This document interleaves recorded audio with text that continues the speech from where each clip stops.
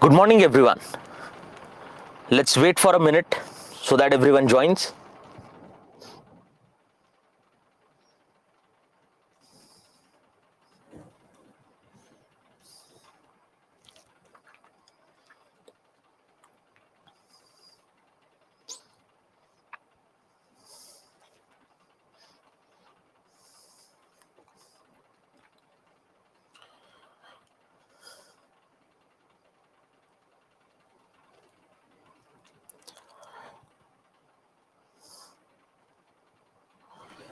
So I hope everyone has written the test, the weekly test that was provided.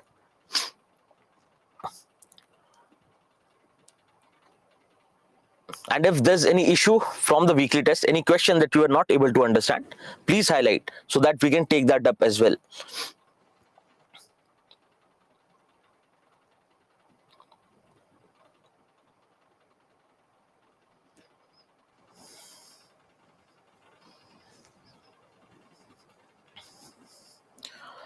So starting with our next topic, which is regarding population. And with population, what are the related associated issues? Now, when we talk about population, it is basically the number of people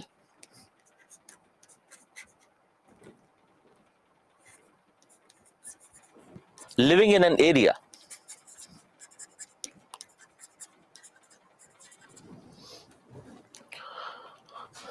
That's how we basically understand population, that there is a territory, defined territory, in which people live. So the number of those people constitutes population. Now this population can be composed of people from various age groups.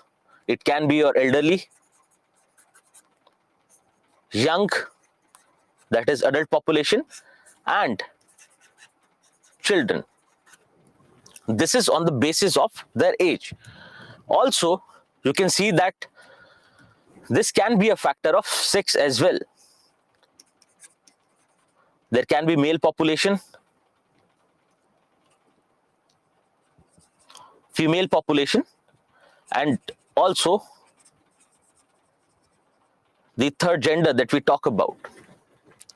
So population in an area can be composed of various age groups and various sex groups.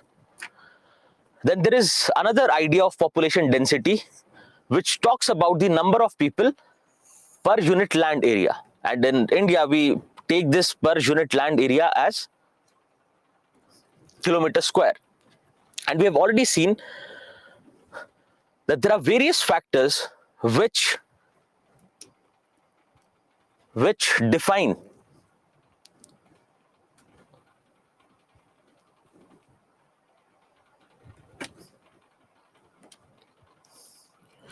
just a minute.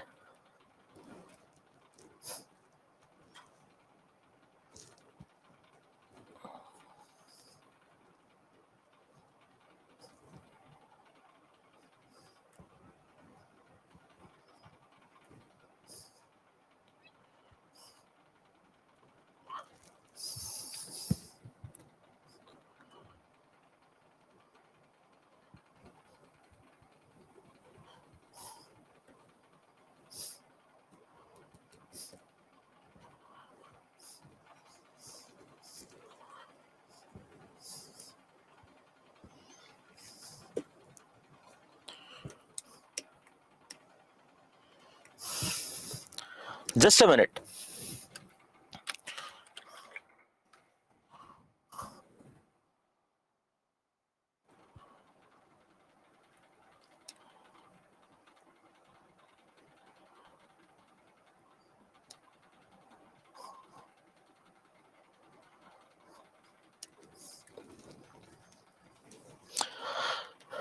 So population density, or rather distribution of population, can be on the basis of various factors. These factors can be geographical, in the sense that you'll find that your hilly areas have less population and the population density is also low. Similarly, these geographical factors can be understood in terms of fertility of the land.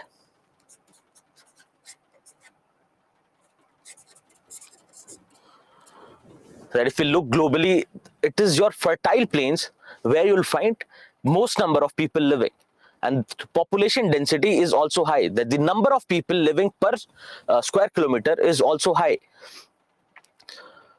So generally, we define, we see that the spread or distribution of a population is dependent on the economic activities and the harshness of climate. Because if there is a region where the climate is harsh, think about Tibetan Plateau, you'll find less and less number of people live there, because it is hard to make the ends meet. It is hard to have any kind of economic production, economic activity. Also, it can be on the basis of socio-economic factors like the availability of resources. Think about an area which is industrialized. Now, your industrialization is going to be on the basis of availability of raw material, and also on the availability of proper transportation system, so that whatever is produced in that area can be sent to other areas. So the areas which are industrialized, which are urbanized, will have more density of population compared to other regions. And now increasingly you see that it is linked to your service sector as well. As already discussed, in post-industrial society, we find it is the service sector which employs a lot of people, which employs people more than people employed in industrial areas, industrial sector in India. And we find that our cities have been urbanized primarily because of the service sector. This was discussed with urbanization. Also, you can have various political factors like political instability,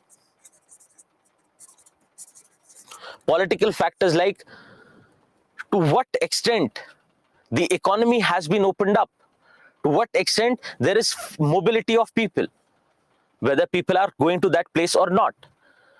So in terms of instability, you can see if there is a place, there is an area, there is a country where a regime is dictatorial, or there is political instability because of various socio-political movements, you'll find more and more number of people moving out of those areas because of lack of security of life and livelihood.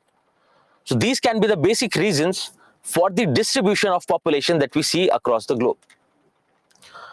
Now, one thing related to population is, because the moment we said population and associated issues, the first indication is towards population growth. That population growth as a challenge. So the first idea that would have came to your mind is population growth as a challenge.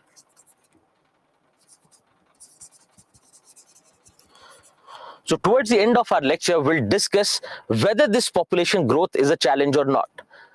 Meanwhile, what you have to do is, throughout the course of this lecture, you keep this in mind, whether population growth is coming up as a challenge, or population growth can be actually better for societies. Now, this increase in population, because population, if we look into this, population has been increasing over the years. Now, what are the various factors which actually impact this increase in population? So one is the birth and fertility rates in that area, that how many children are born in that area, and also fertility rate.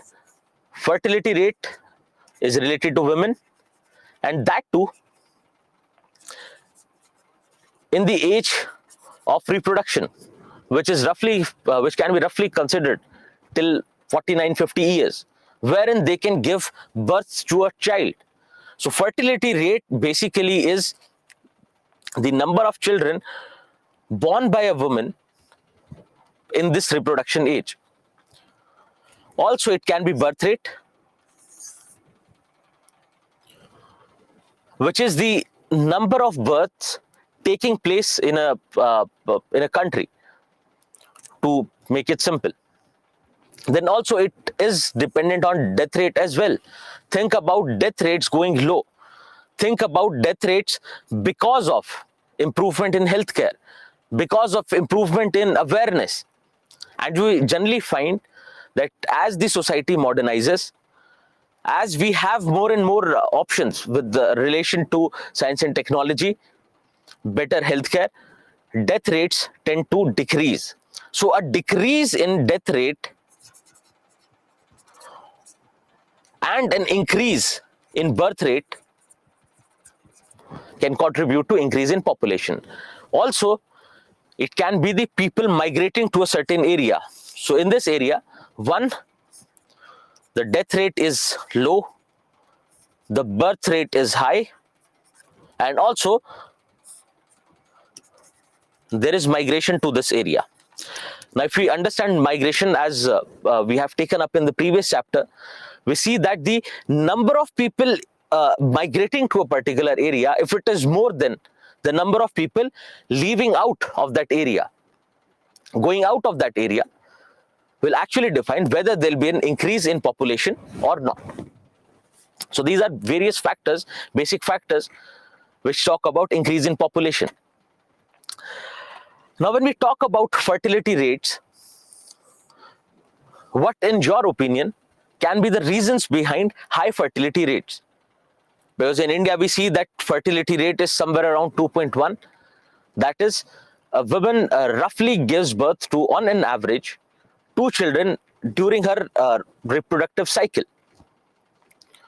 So what can be the reasons for this high fertility rate? Because if we have to look into population growth as a challenge and want to address that issue, we should know what are these various factors and what are the factors that affect these factors, because that's how we reach our answer. So as we are suggesting, low levels of education and awareness,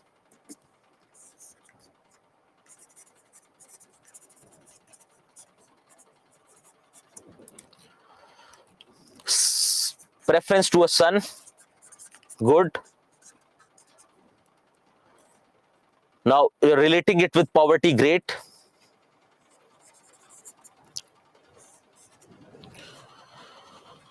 With respect to the health infrastructure that is available, what else?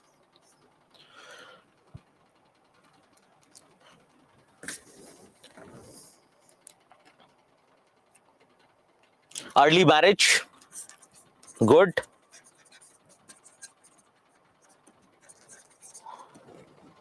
Use of contraceptive, that comes with awareness.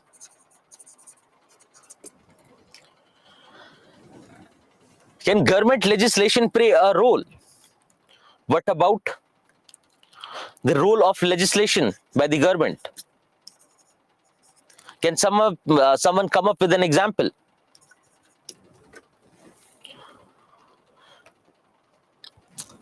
Use of contraceptive, family planning, that also comes with education and awareness. Patriarchal mindset of the family, or you can think of it in terms of preference to a son. Yes, the examples of legislation can be one policy, one child policy in China.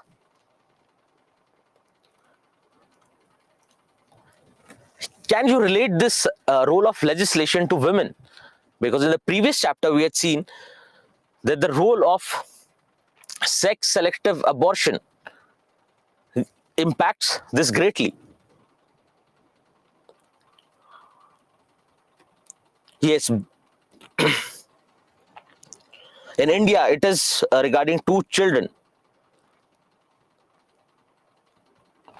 Great. So you basically understand what are these various factors which affect the fertility rate. Now, if you look at these one by one, there are various factors which affect fertility rate. So you can think in terms of child marriage. So the earlier a girl gets married, the chances are they will end up giving birth to more number of children.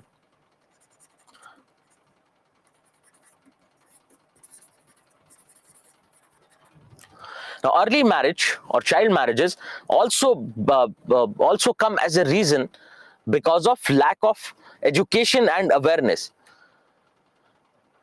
Then you can talk about our social institution of joint family, because in joint families you'll find that it is within 1 or 2 years that a child is born, because of the family pressure that the once you got married, you need to give birth to children.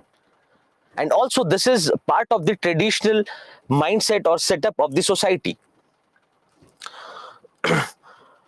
Then Manoj is asking whether natural growth rate gets affected. I'm not sure, Manoj, what is your question? Yes, we'll definitely come to growth rate for that matter. So our various social institutions and social norms, societal norms, also lead to increase in the number of children that are born to a woman in her reproductive age. Then for various religious reasons, you'll find that there can be religions wherein they'll suggest that you have to give birth to more and more number of children so that the message of the religion can be spread across the globe. So the more the number of children you'll have, the more the chances are more that they'll spread the message throughout the world. Also, if you talk about religion, religion can also be related to abortion, and you see that debate going on. Children considered as gifts of God is also related to religion. Then preference to a son child. Preference to a son can also be a reason which affects fertility rate. Because if you prefer a son, then the chances are if a girl child is born, even though you do not abort, even though you do not go for sex selective abortion or say infanticide, you'll find that in traditional families, you'll find that if there is a girl born to a family, then there are 2-3 girls in a line, which will be the elder ones in the family. And then once they get a son, they'll stop. Can you also highlight that why do we have this preference for son? Because this has been discussed in the previous chapter. So it can be a quick revision from there. Why do we find this preference to son? Yes, patriarchal norms. What else? For old age support, elderly care, great. To maintain the lineage of the family, because it is generally patrilineal in India. Poverty can be another reason, because sons are considered to be helping hands in taking care of the economic security of the family. Then it can be related to various rituals related to birth and death. Great. The issue with respect to dowry. Transfer of private property. Great. Helping hand in agriculture work. Yes. Great. So you have a fair idea as to what are these various factors basis which we prefer a son in India. Now, because of this, as already highlighted, the chances are that if families will go on giving birth to children as long as they do not get a son. Then also the traditional mindset of the society that if you are not able to give birth to a child, then you are looked down upon in the society, because not just for the sake of function, because one idea is what is the functionality, what is the utility of giving birth to children. The other idea is the traditional mindset of making it a part, because family as an institution, one of the most important features that is being highlighted, that is generally highlighted, is giving birth to children, so that your name, the name of the family, can be passed on to the futures generations. So yes, it is legitimizing marriage, which is considered to be the most important function. But also in Indian society particularly, we see that procreation or giving birth to children is also considered most important. Then also, if we talk in terms of the status of women, we say that because of the patriarchal mindset of the society, we find more preference attached to a son. Then also the lower status of women translates into having no say in the matters of family planning. The lower status of women translates also into their lack of awareness and education with respect to family planning. Then you can talk about high infant mortality rate. Just think about a traditional Indian family, and that too a few generations back. They tend to give birth to more number of children, as you can actually see in your families as well. Why? Because the infant mortality rate was high, and you find that the probability attached to a particular child, whether he or she will live or not, was low. Because of that reason, families used to think that the chances are that we'll lose this child, and they tend to give birth to more number of children. So this high infant mortality rate and child mortality rate can also be the reason. The lack of provisions for old age security, and families have to rely on their children for their old age security. So once a person starts getting older, they would not have an economic activity to take up. They'll physically go on becoming weaker, and they'll need support. So in absence of support from the state, in absence of support in terms of their security, financial and otherwise, we find that this is one of the other reasons which affects the fertility rate. And then it can come from legislation, various family planning programs, which rather than highlighting the awareness aspect, rather than talking about awareness, they just advertise and leave. They do not make the society aware as such. They'll make them aware about the program, but they would not spread the awareness which will actually change mindsets. And also legislation can also be linked to sex selective abortion. Because of preference to a son, you see that people tend to abort the children, and also because of which the fertility rates will be high. Because if we think in these terms, yes, if you, once the child is born, if you kill them, then it does not add to the population growth rate, but it definitely adds to the fertility rate.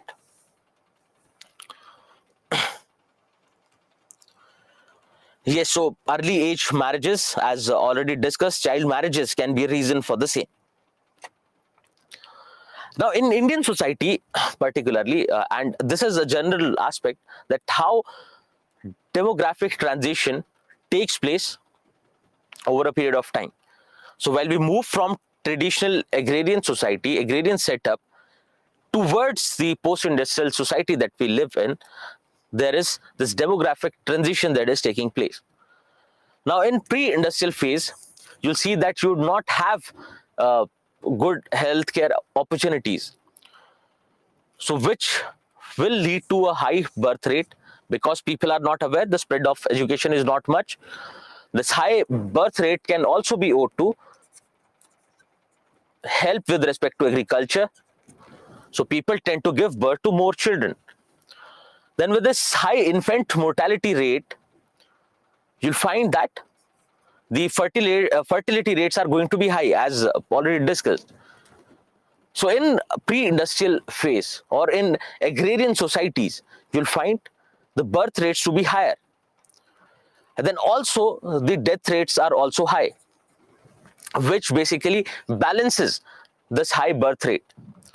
So the death rates are higher because of unavailability of healthcare, because of lack of intervention from the state, because of lack of awareness, which leads to malnutrition and ultimately to high death rates. So the life expectancy is low and the death rates are high in pre-industrial phase. Then as we move towards the industrialization phase, because here you'll see that the population growth is going to remain mild, because you have equivalent number of people who are dying as well. So it basically replaces the existing levels of population. But as we move further with technological advancement, we'll find that the death rates are going to get lower over a period of time, that the elderly will get better healthcare, The infant mortality rates are also going to decrease, which will lead to ultimately additional burden on the population. And also we find that the birth rates will remain higher, because yes, there can be technological advancement, but changing the mindset of people, coming of this social change takes time. So the birth rates still remain higher. And also in the industrialization phase, it can also be linked to various policies with respect to industries. So there'll be more push towards industrial economy. And even in industrial economy, you need more and more helping hands. This industrialization will also lead to impoverishment of rural areas, people coming from rural background, and they'll also tend to give birth to more number of children. So this is the phase where actual population explosion takes place.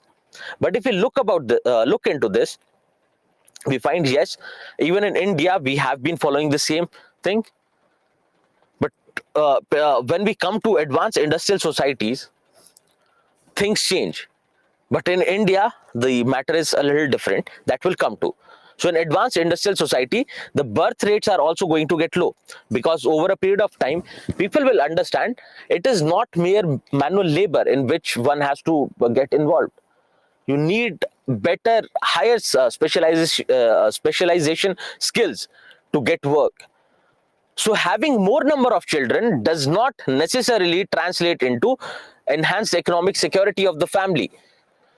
And also with the levels of awareness and education increasing, people tend to give less birth to less number of children.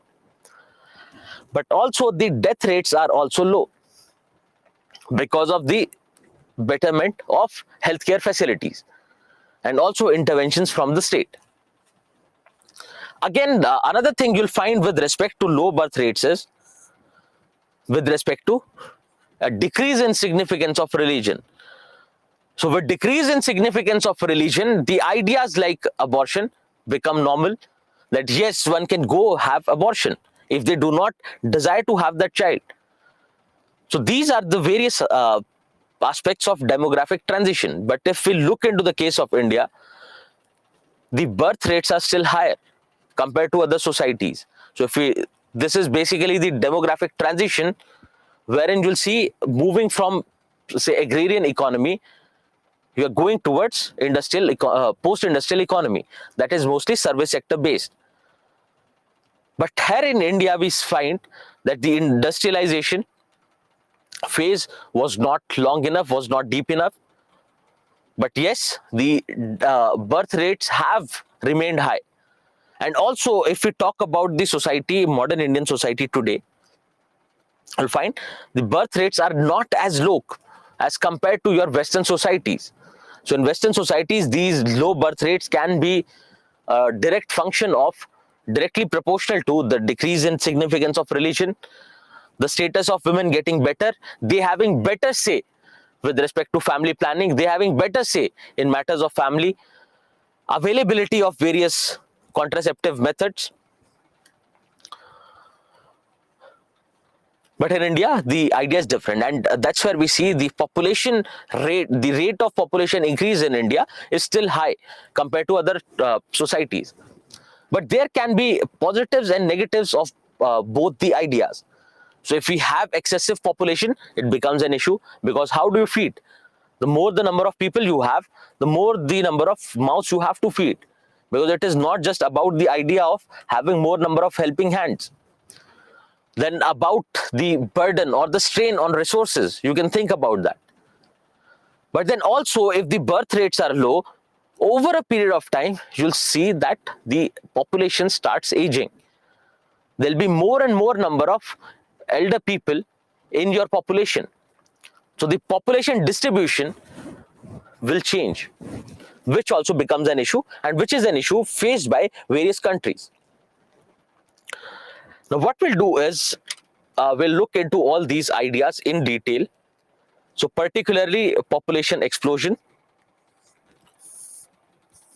because this looks like that this can be an issue in India. Then also the aging population, because in India we see that the majority of our population is young, and that's in that context we talk about the demographic dividend. But also in a few states in India, say take example of Kerala, you'll find that the number of aged, the number of elderly are increasing. So the issue related to aging and various issues related to elderly. Then also we'll talk about sex ratio, which is not necessarily decreasing. We are yet to have the data on this. We are waiting for the data to come from NFHS 5 and then later from our census 21. But yes, we have seen years of decrease in sex ratio as well. So which is strange, which is different. Why? Because generally with the spread of modernization, with the increase in levels of industrialization of a society, we generally find that these sex ratios go on getting better because of the idea of egalitarianism, because of patriarchy taking it down, taking a dip. So less of patriarchal norms, increase in status of women actually translates into an increase in sex ratio. But this is not the case in India. So this is also that we'll talk about. Yes, so Yagna has asked about the problems with respect to one child policy. Yes, we'll also take those in account when talking about population explosion. So this population explosion or population growth can be looked at from two perspectives: whether it is desirable or it is a problem. So we'll talk about population explosion and population growth rate from these two perspectives. But before we move on to these topics, which we have to take up in detail, because elderly, one of the vulnerable sections, and also the problem of aging and sex ratio. These will be discussed in detail, but before that, let's look into other dimensions. And just give me 1 minute, just take a short 1 minute break. I'll just change the stylus because there is some issue with the stylus. Just a minute and I'll be back.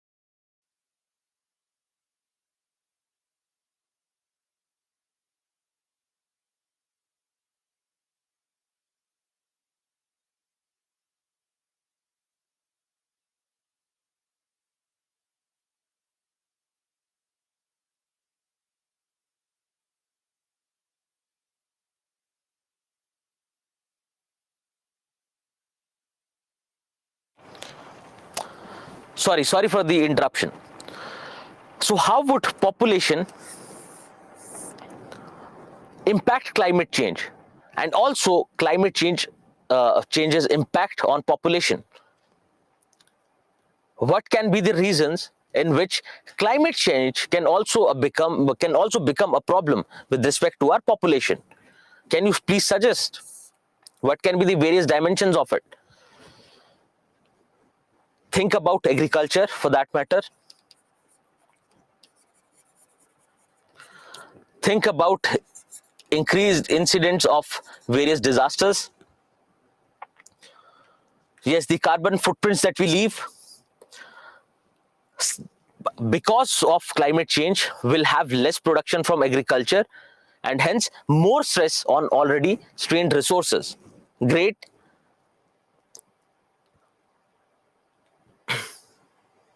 It will also lead to health issues. Great. So it will also lead to health related issues which will directly impact our death rates.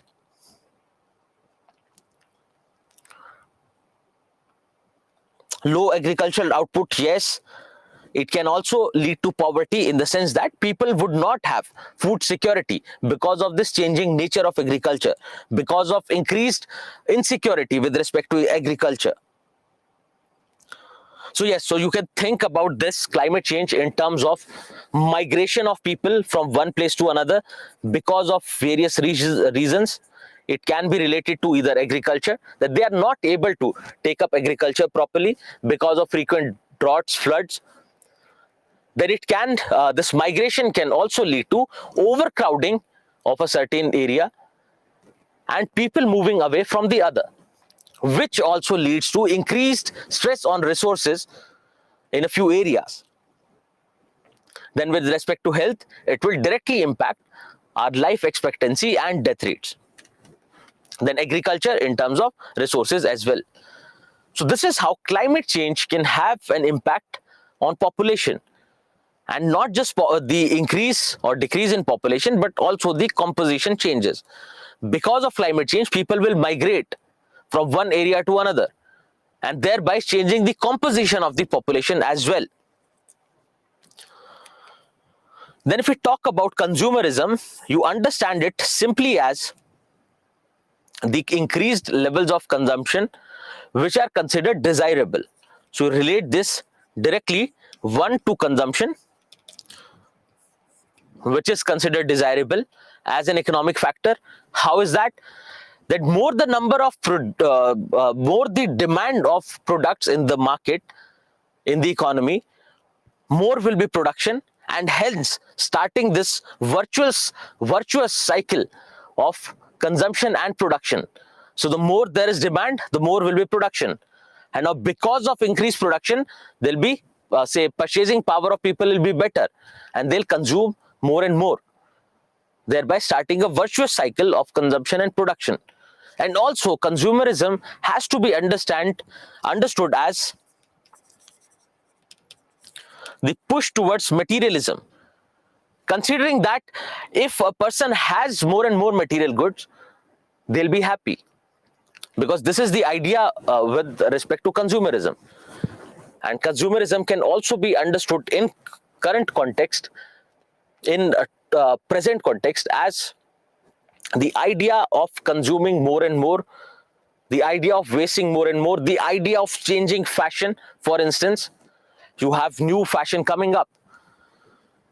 Now this is directly related to the problems associated with capitalism. And now we do not have to get into capitalism, but understand this as increased level of consumerism will lead to increased levels of consumption, increased push towards materialism, thinking it desirable to have more and more number of consuming more and more. Now this ultimately has both impacts on our society. One is, with this virtuous cycle of production and consumption, the rates, the prices stay stabilized. Why? Because there'll be a push towards mass production of goods.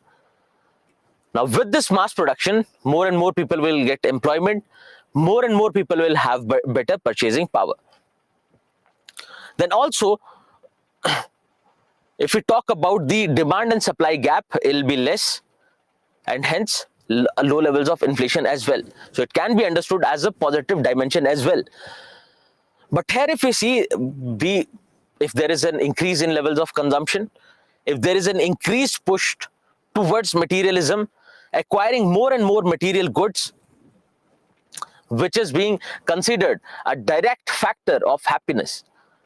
And also in this context, you can see, if you remember, there was a question which was asked in ethics about happiness, because now it is more about material goods and less about the other aspects of happiness. Now we do not associate happiness without material. We think if a person has, say, X number of cars, has fancy cars, has a good house, they have better, say, social status in terms of their conspicuous consumption, we find that people relate happiness to that. But happiness, as we have seen over the years, is not a direct factor of consumerism. Now, with this consumerism, there comes another problem. If we have a tendency to consume more and more, this will strain our already strained economic resources. So, undue strain on the already overburdened resources that we have. What happens to the problem of waste generation and disposal? Where do you dispose this waste? As already seen as an issue with respect to urbanization, that waste disposal is a considerable challenge today. But because of this increased consumption, because of this consumerism, we find that this has taken another proportion. So it can be thought of in terms of acquiring more and more goods, consuming more and more goods. So yes, this is the negative concept of consumerism, wherein there is more push towards more consumption. Now also this, if you think about this, why I'm touching on this theme is you'll understand with respect to poverty. Now we have already discussed about the difference between empowerment and development.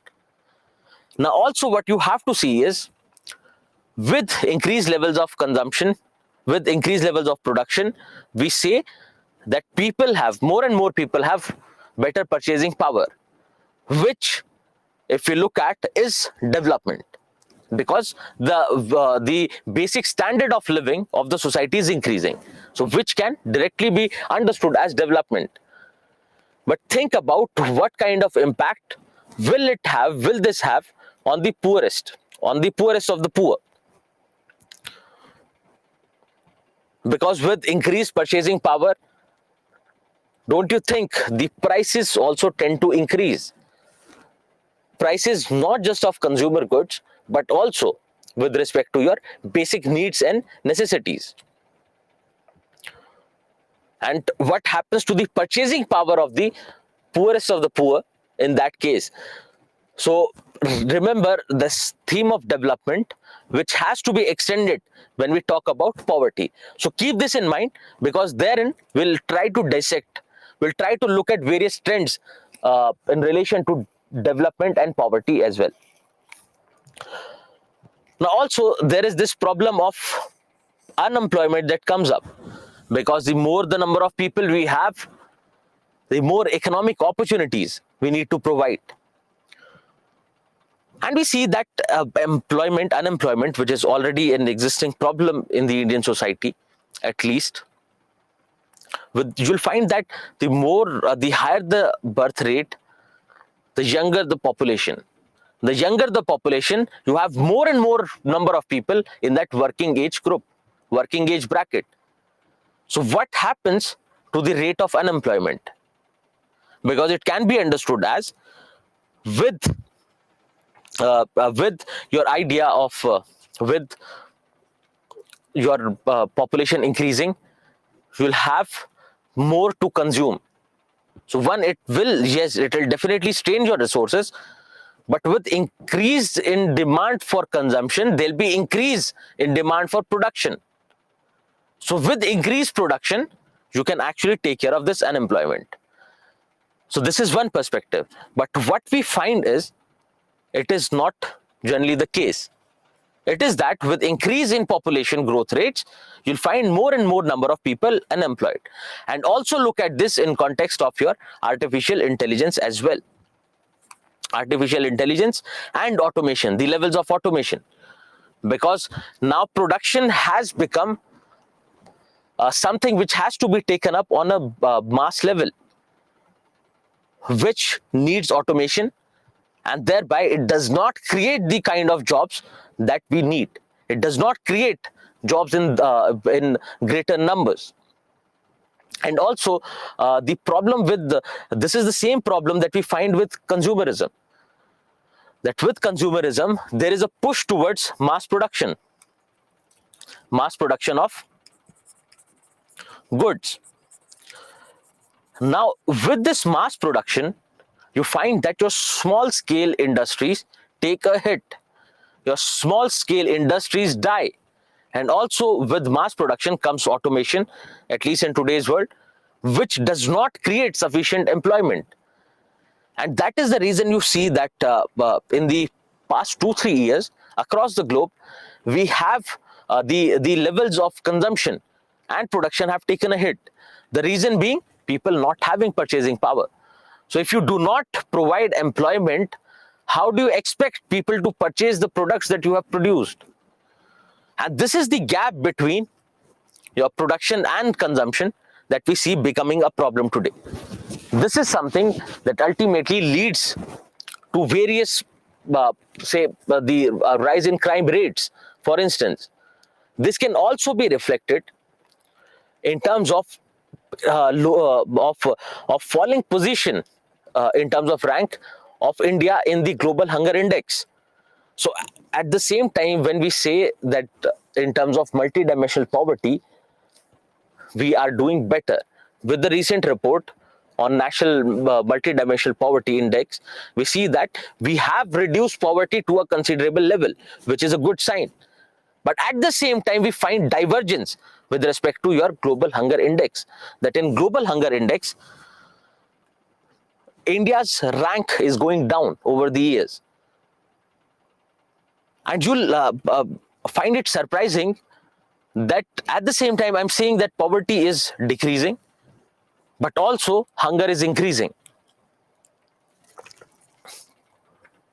This has to make us rethink our development strategy, developmental programs of the government. Because till now, we have been looking at this from the perspective of development. So previously, it was growth, wherein we said that we have to increase the gross domestic product. We have to increase the levels of production in the country to make to increase the standard of living of people. Why? Because it will ultimately trickle down. But over the years, we saw that it did not trickle down. But also, we saw a change, a shift in the planning and the strategy, wherein it became the idea of development, wherein whatever growth rates are there in the economy have to translate into betterment of various aspects of people's life, standard of living increasing. But now we have to rethink, because yes, there has been a definite rise in terms of standard of living, betterment in terms of overall societal goals. But we find there is a certain section of our society, and it is not you cannot say that it is not considerable. There are considerable number of people who have not benefited from these developmental policies. And this is something, this is an idea, this is a perspective that you have to keep in mind while moving forward, which relates more to empowerment for that matter. Then moving ahead with poverty. Now, if you do not generate sufficient employment in the economy, how do you expect people to come out of this poverty cycle? Because you do not have many employed people. One, it directly impacts their income levels. One. Second is, it impacts their well-being. It impacts the well-being of the poor indirectly as well. Can someone think of how unemployment can impact poverty indirectly. What can be the other relationship? Apart from the low levels of income of people, which tends to make them poor, what can be the other dimension? Yes, it is economically, but what is it? Okay, education, health, yes, that is fine, that is great.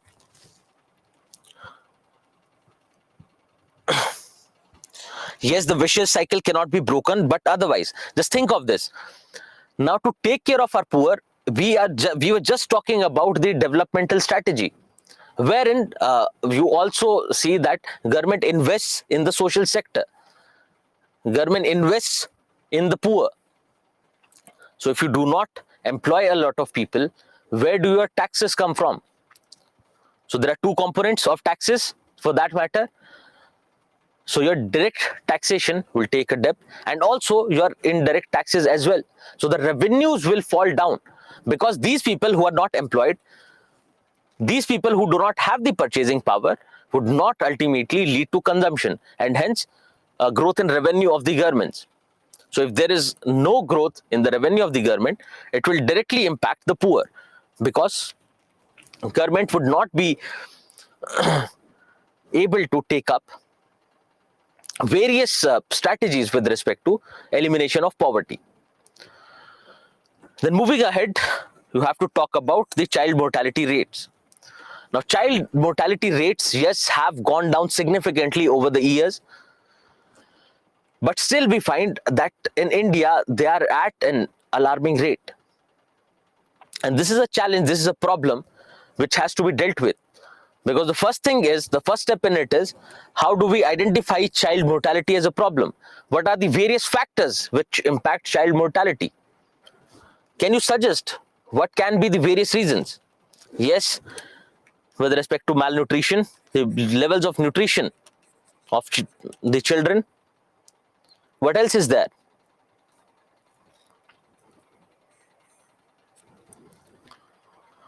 With increasing pollution, it becomes a problem. Great. Awareness and education levels of the family, and particularly the women, because it is the mother who takes care of the children generally. The lack of access to healthcare. Okay.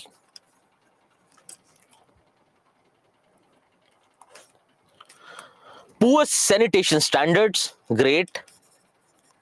So basically, you can think of all the factors which impact child health, and also with increasing population, with increasing stress on resources, you find it hard to get clean drinking water.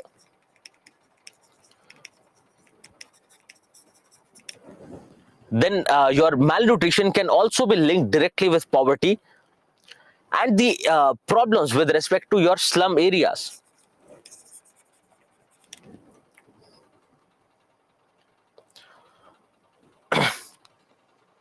Poor sanitation, gender disparity. Okay, great. So your child mortality rates are a direct factor of these.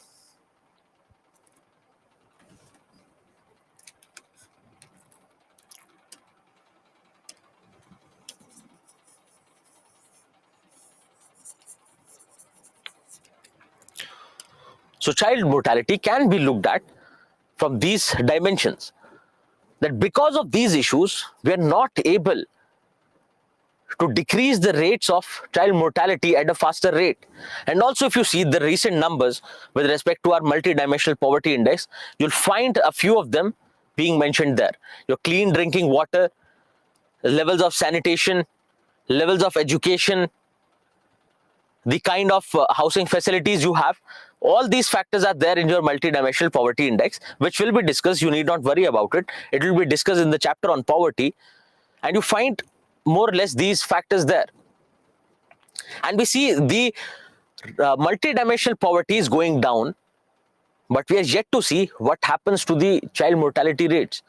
For that, we have to wait for the next phase of data to come from NFHS 5.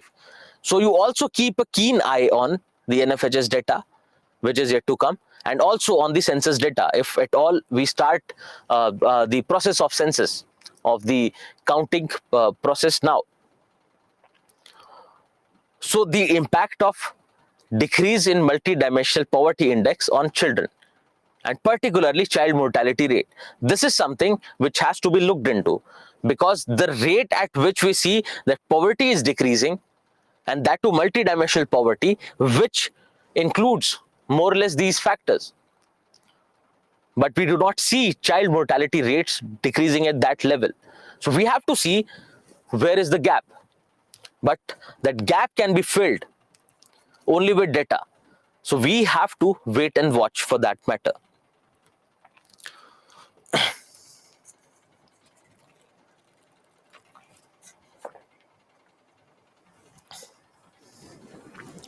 Okay, now what we will do is, I hope you were able to understand and relate to these themes. The idea about these themes is that you can expect a direct question on these themes. Yes, they might not throw in technical jargons, but they'll definitely end up asking this question. So for instance, population and climate change, and with respect to climate change, you haven't seen a question in paper 1 yet, and this is something that you can expect. So climate change and women, because climate change is again a change which is actually bringing about far-reaching changes in our society. So climate change has to be looked at from that dimension, which can become a part of your paper 1 questions. So poverty and climate change, population and climate change, women and climate change. And then you can also see the impact of climate change on various other factors like your economic setup. So please do remember that climate change becomes important, and also for this year at least, you'll find poverty to be important, and that to multidimensional poverty, and also the gaps that are there. So that we'll discuss when we come to poverty, but climate change is a theme which should not be overlooked. Now, 3 dimensions that we have left here in the discussion, we'll take them up one by one.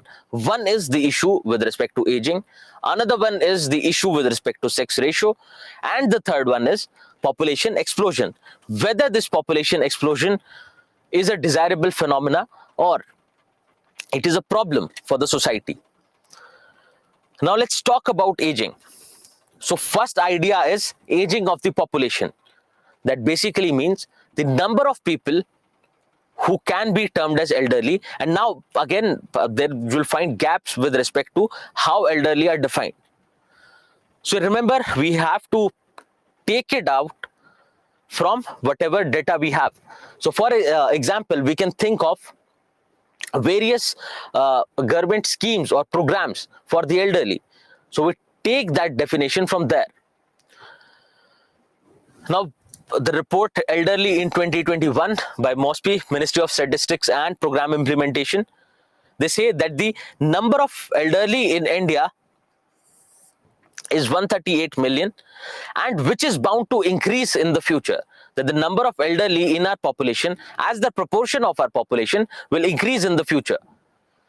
And also you'll find that there is a difference with respect to male population and female population. So generally, what do we find? Generally, we find that the sex ratio is low, the sex ratio is skewed towards the male population. But in case of elderly, you find that there are considerably more number of females as compared to males. Can you suggest what can be the reason for this? Why do we find more number of females in the elderly population as compared to male? Because we see that women are the one who face violence throughout their life cycle, and they are more vulnerable to domestic and violence in public. But why do we find more female population? No, it cannot be impact of climate change. Sorry, you are mistaken there. Preference of son cannot be the reason.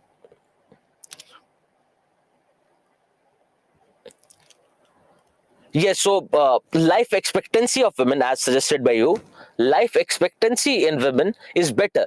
So as opposed to the traditional idea of men being considered stronger, in quotes, we find that the life expectancy in the female population is higher.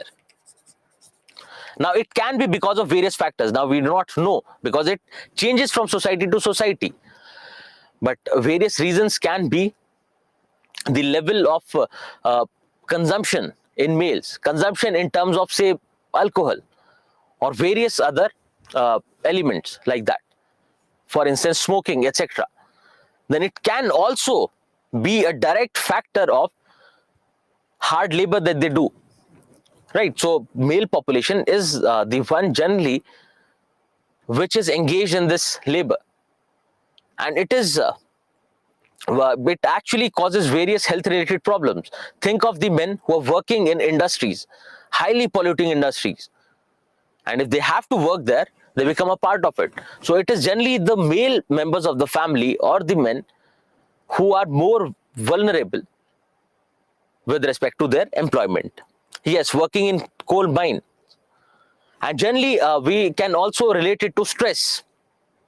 How you can think about the responsibility of taking care of the entire family.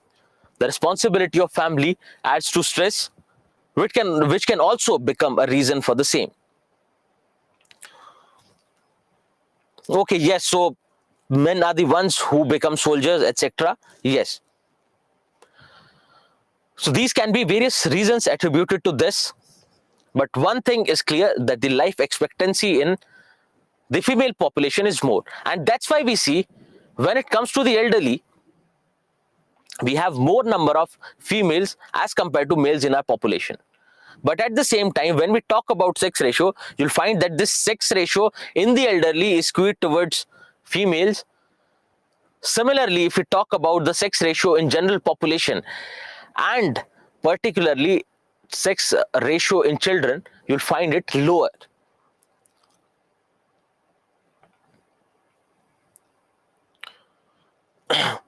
Okay, so someone is suggesting that it is the men who get tortured by women. So, no, that is not the case. But yes, you can definitely understand it in terms of stress that is owed to the fact that they are the ones who take care of the uh, family. They take care of all the various needs of the family.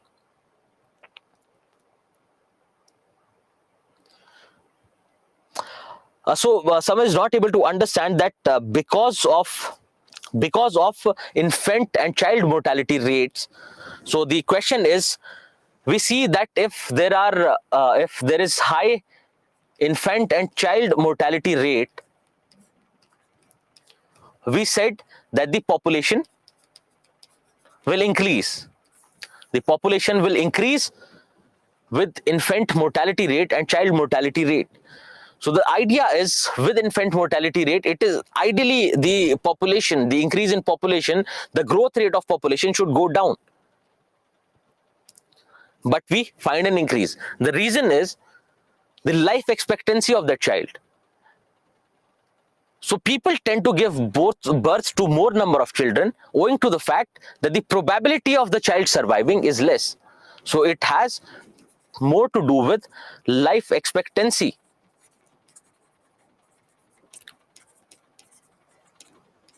Of the child.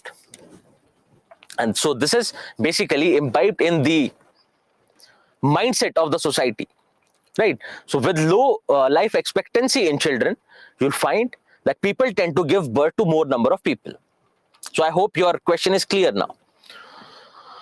Then moving ahead, the report Elderly in 2021, and also you remember that the reports that come in, you should be aware and try to do one thing. Like for example, recently there was the ACER report which came out. In the month of October, you'll have your global hunger index coming out. So what you have to do is, one, look at the observations from there, make notes out of it. Take crisp notes, because they'll be ultimately covered in your current affairs. So if you're not doing it yourself, at least write the observations from there.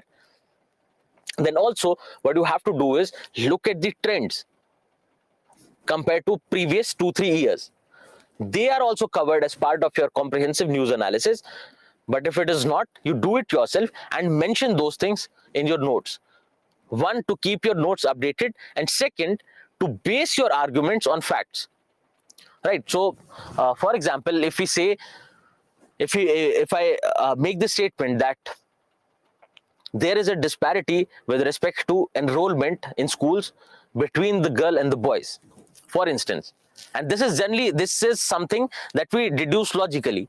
We think that women have a lower status. Also, we give preference to a son, so they'll be the ones who will be sent to schools, and because of which we can say that there'll be difference.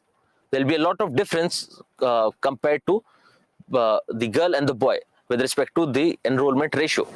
But we find with the recent report, it is not the case. They are pretty much equal. So we have to remember that we cannot reach all the arguments logically. We have to use facts. We have to use data for that matter. So the lot of data that is there in those reports need not be remembered. You do not have to remember that how this projection has to grow.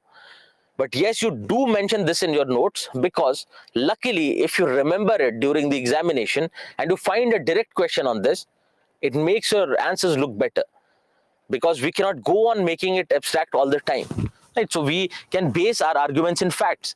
So you do mention it in your notes, but do not take the stress of remembering everything, at least not before your mains examination. So luckily, if you remember it in the examination, find a question on that theme, you can use those facts. So the elderly population is projected to increase by 32.7% between 2011 and 2021, while the general population has grown by 12.4%. So we see the increase in rise of the population. Now this can be directly linked to decreased death rate because of better healthcare facilities available to the elderly. Then also what we have to do is, what we have to see is that there has been a decrease in terms of birth rate. So yes, the birth rate is still higher compared to other societies, but yes, it is considerably lower as compared to the death rate. Okay, so that means in times to come, in the future, we'll have more and more elderly as the proportion of our population. Right now, if we look at our population, it is basically young. It is going to stay young for years now, because if you look at population, there can be components of young population and the elderly population. Now, over a period of time, for some time, this young population will go on increasing, but also now with young population we are discounting the child population, because if you see that the more the number of children that are born in a country, tomorrow they are the ones who will get translated into working age population. So generally we look at this working age population in terms of the ones who take care of both the segments, the leftover parts. That is, it is the working age population who will take care of the children. It is the working age population who will take care of the elderly. So this gap will go on increasing. So we'll have more and more number of elderly in our population as proportion of our population in the future. And this will cover the issue with respect to working age population will be covered. Do not worry. Now, this increase in elderly population may be due to increased economic well-being, improved healthcare facilities and medical facilities. The longevity achieved due to decreased fertility rates. How? Because if the fertility rates are going down, because we also see that it impacts the health of the women. Also, it is a life force, for that matter, that is used in giving birth. So there will be a definite decrease in mortality as the fertility rates go down. So this can be related directly to health of women. So you'll find low maternal mortality rates for that matter with increased healthcare. With increased healthcare, your elderly will get better facilities in terms of taking care of their diseases, and also expansion of the state in the realm of social security of the elderly. So now state is also getting in getting into the business of taking care of the elderly. So it is now not just the joint family, it is not just the society who previously used to take care of the elderly. Now state is also stepping in. So that can also be considered as a direct factor with respect to increase in elderly population as the proportion of our overall population. Now similarly, you can see that the rate is increasing, and at what rate it is projected to increase further. So by the year 2031,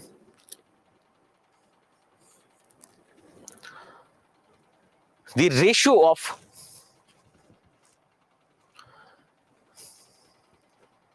the ratio of the ratio of or the proportion of elderly population as a part of our general population will increase. Now if you look at this, these relate to the growth rates with respect to general population and elderly population. This has also been taken up from this report on elderly in 2021. So you can see how the rate of increase is there with respect to elderly population. Now let's come to the point. One is the one observation from this report is the sex ratio in elderly. That what is happening to the sex ratio? That sex ratio is skewed towards the female population, towards the women. And the other observation is the increase in growth rate. So two problems have been identified. One is sex ratio in elderly, and another one is our aging population.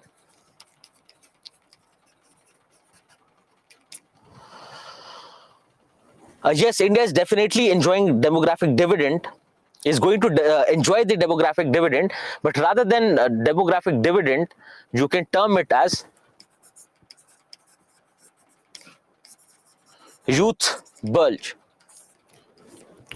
Now there is a difference. Youth bulge uh, talks about increasing number of young in our population, but unless these young people find gainful employment, unless these young people are skilled, educated, they would not translate into demographic dividend. And this is a problem, this is a theme that we are going to touch upon towards the end of our lecture.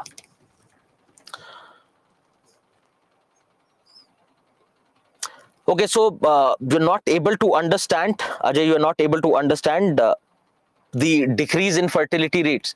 So with decrease in fertility rates, there are two dimensions. With decrease in fertility rates, you'll find that less and less number of children are born. If less number of children are born, you find as a proportion of the overall population, the number of elderly increases. That was given in the first point. Second idea is, with lesser fertility rates, with the fertility rates going down, it directly impacts women's health. If it impacts women's health, women tend to live longer if they give birth to less number of children, which is a direct factor of health of women. So there are 2 points with respect to this, and I hope your question is clear now. Now, if we talk about the sex ratio in elderly, we have already seen that it is better compared to the rest of the population, compared to the general sex ratio 1, and also sex ratio at birth. And now this sex ratio at birth is also a problem if we look at the newer data. That will also come to. Now, what will happen if the number, because it should not be a problem, it is say a better sex ratio, more number of females per 1,000 males is a better sign that the society is progressing. What can possibly be the problem with respect to this sex ratio? Now, one, this sex ratio can be understood in terms of your life expectancy in women, which is better than male members of the society. But how can it become a problem? Sex ratio is number of females per 1,000 males in our population. Increase in crime against women, great, because the elderly women will again be more vulnerable to this. Also, increase in number of widows. Now, with increase in number of widows, you think about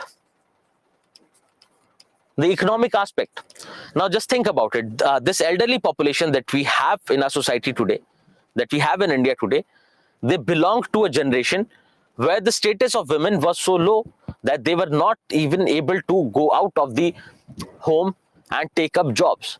So what happens to their finances in that case? Because they are the ones who do not have any skill set whatsoever to take up any kind of occupation, to take care of their economic needs. And also, with respect to elderly, we find this as a problem that they cannot be, say, they cannot be included in any kind of gainful employment at the later ages because of the decrease in productivity, because of various health issues.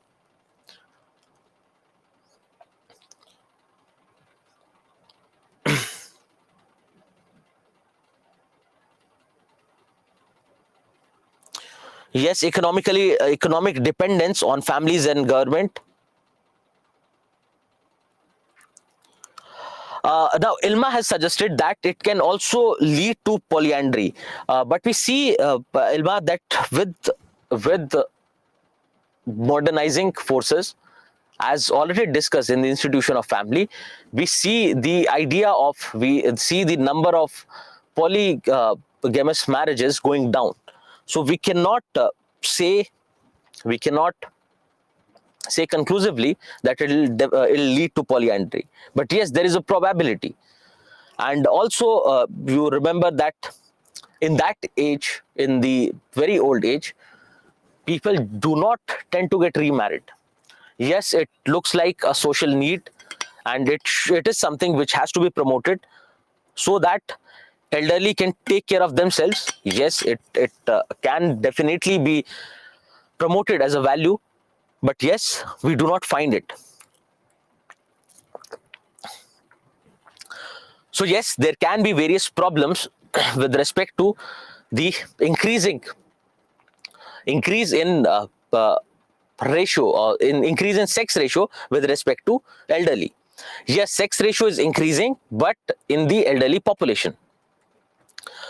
And now also, with respect to this, you find disparities with respect to various states.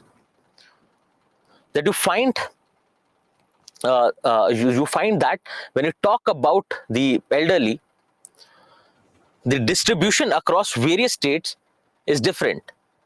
So take the case of Kerala. Now in Kerala, you'll find it way more compared to other states, way more compared to states like Bihar. This is the aging population graph that we are looking at.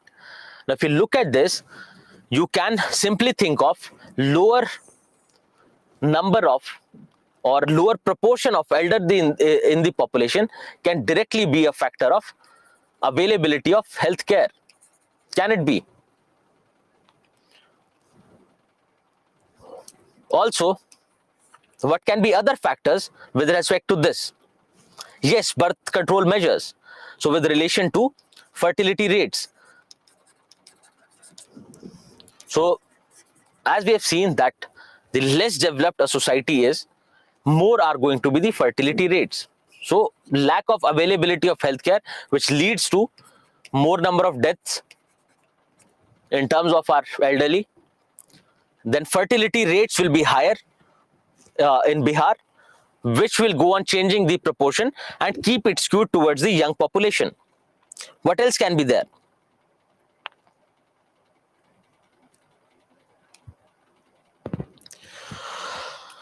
Okay, so with respect to sex ratio, Ilma has suggested something good, and these are the kinds of observation that you have to come up with. So Ilma is saying that can we say this shift in sex ratio is a result of past efforts of the governments, wherein we previously had lower sex ratio and less number of female children were born. But now, Elma, if you see, if you still look at the general sex ratio in our population, it is still low. It is in the near abouts of 940, 945. And also, the NFHS 5 has suggested that it will take over the male population and it will reach around 1020. But it's not definite because they haven't released the entire data. So one is this sex ratio or general sex ratio or sex ratio in general population. Another idea is sex ratio at birth. Now, yesterday, if you remember, not yesterday, but on Friday, if you remember, I had given you that example from Haryana. Now, it is just one case, but we still find that the sex ratio at birth is low, is even lower compared to your general sex ratio. Your sex ratio at birth is lower compared to your general sex ratio. So it is somewhere around 916, 920. Now, this is the problem with extending the arguments to everywhere. This is the problem with generalizing. So this is a good observation, and you should keep coming with these observations so that we can correct these. And hence you become more and more careful about what you write in your answers. So we cannot extend that argument to the sex ratio at birth. Great. Okay, so we were talking about Bihar. We were talking about why the population of Bihar is younger compared to other states. Okay, so you have talked about higher fertility rates, which is a direct factor of education awareness, unavailability of contraceptive measures, the traditional outlook of society. Also, with better healthcare, we find with the poor healthcare, we find that life expectancy in the population is lower. So yes, these are the factors which can be attributed to this. Now, in case of Kerala, you'll find it right opposite, obviously. But the problem here is with this aging population, if the proportion of aging population keeps increasing, what can be the various problems associated with it? And what can be the suggestions for the same? Because suggestions with respect to this will become very hard. Because if you suggest anything with respect to demographic changes, now these demographic changes take decades to show their impact, will take years to show their impact. If we say to make the population younger, so if we go by the simple logic, you'll find that either you have to increase the birth rates. Now, with increase in birth rates, it will actually take a lot of time to change that proportion. It'll take at least a decade or two. And then other idea is increase in death rates of the elderly, which is morally, ethically wrong. So what can be the solution for this? Right. So that is the suggestion we have to come up with. But before that, we have to look into the problems with respect to this. Now, there are two dimensions with respect to this. So one is the dimension of dependency ratio. Now, dependency ratio is basically the proportion, the number of people who are dependent on the working age population. Now, if we increase the birth rates a lot, so who are these sections who are dependent on the working age population? Let's not get into the difference between the sexes, considering them same. Working age population. Now, you'll find two sections are dependent on them. One is children who do not earn, who cannot take care of themselves, and the other one is elderly and also disabled as well. But here let's stick, because we have to talk about the elderly for that matter. Now, this working age population can be roughly considered to be between 15 to 59 or 60 years of age. because child labor is prohibited, child labor is not something that we are looking up to, and also, so it cannot be lower than 15, and also post 60 people get retired in services, so it can be considered the age bracket, because you'll find differences with respect to various metrics that are being used, but we can roughly consider it to be this. So your children and elderly are dependent directly on your working age population. Now if you talk about elderly, if the proportion of elderly in population is increasing, there are two things happening at the same time. So the number of elderly are increasing and the working age population is decreasing. That means it'll go on increasing the gap between the working age population and the elderly population. And this elderly population, which is dependent on the working population, will become an issue because more and more number of people are now dependent on working age population. So increase in elderly population, one, and also this leads to a decrease in working age population. So both the things are happening at the same time because they're part of the same society, they're part of the same population. So more and more of elderly will depend on the working age population tomorrow, and this is what relates to your dependency ratio. Now let's come to the problems related to dependency ratio. So let's look at your suggestions before that. Decrease participation in the workforce, yes. So there'll be less number of people who will be basically earning, who will be involved in any kind of work.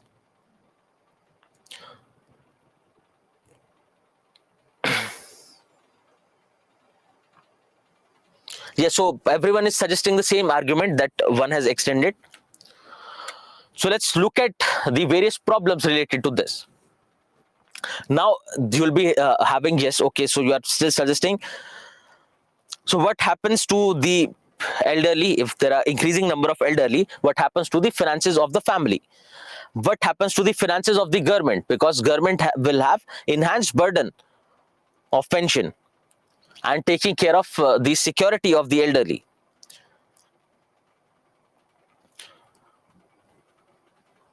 Then it will affect the economic growth because there'll be less number of people who can work and contribute to economic activities.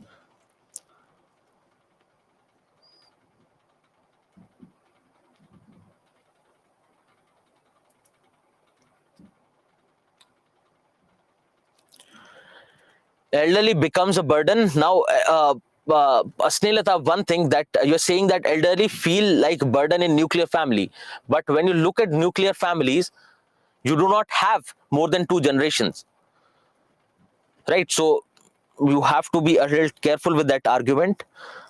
Rahul, your suggestion has been read, and please try not to write it multiple times, because if you write it once, that is more than sufficient, right? Because it's not a question, it's a suggestion, and that too about something that we have discussed previously. Okay, so let's talk about this problem with the increasing dependency ratio, and I hope you can understand and relate. And you can also find a direct question with respect to our aging population, because aging population is going to be a problem in the future, today and tomorrow. If we look at the demography of India, if we look at the demographic transition, we are going to stay young for quite some time. But few of our states are already facing, for example, Kerala, we are already facing this problem. So therein, we have to fix that problem. Now, with increasing dependency ratio, one, less and less number of people contribute to the economic growth of the country.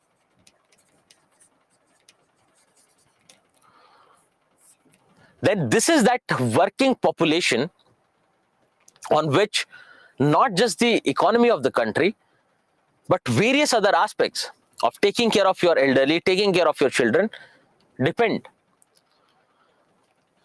Then if we look in terms of the burden of the state, which is going to increase, now states will have less in revenues, states will have less in terms of GDP, but they would have to spend more in terms of pension and social security for the elderly.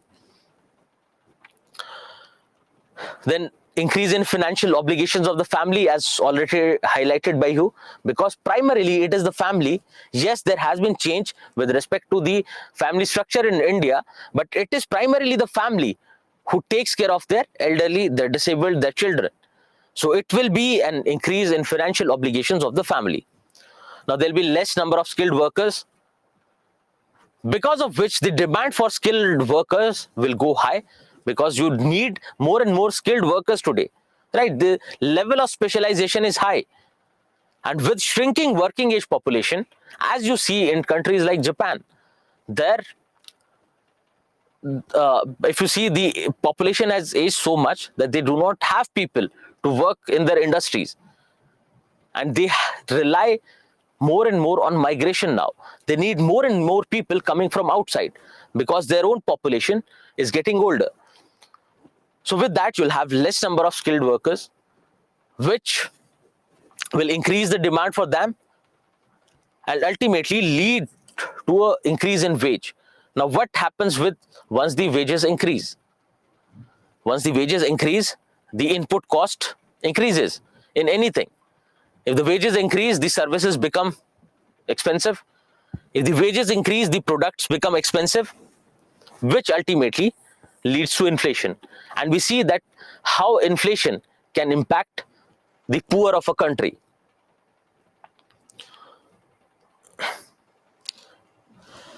Also, you would have to make your social structure, social infrastructure, particularly with respect to healthcare, better, and an increased spending on healthcare has to take place. And we see the amount of expenditure as a proportion of our GDP, as a proportion of the GDP, complete GDP, we see that it is low. And healthcare is becoming a challenge in the sense that our poor need healthcare facilities, public healthcare facilities. Then with climate change and pollution on the increase, we need this. With number of and type of diseases increasing, we need better healthcare. Now again, we need a push towards healthcare with respect to our elderly. And do you think, this is a question for you, do you think we accord that kind of importance to healthcare in terms of public planning? Yes, so inflation in rise of the price of tomato cannot be linked here, because it is for various supply and demand reasons. It is not because we do not have skilled workers in our factories, right? So because we do not grow tomatoes in the factories. So tomatoes are coming primarily from agriculture. So, and it is again a factor of demand and supply. Nikat is suggesting that with increase in wages, poor will get benefited because it is better for them. But you see that when we talk about these skilled laborers who have certain set of skills, think in terms of service sector, think in terms of post-industrial society. Now we do not have a lot of work, we do not have a lot of jobs where you need unskilled laborers. So the poor actually get affected on the worst side. And also this can be understood in terms of the dichotomy between development and empowerment. So this is a good question. You remember this, that we are going to discuss these dimensions when we cover poverty, because we can make this argument that development also leads to poverty. So poverty can be understood as an outcome of development, because generally, in general understanding, we think that if development is happening, it is actually benefiting the poor, but it is not necessarily the case.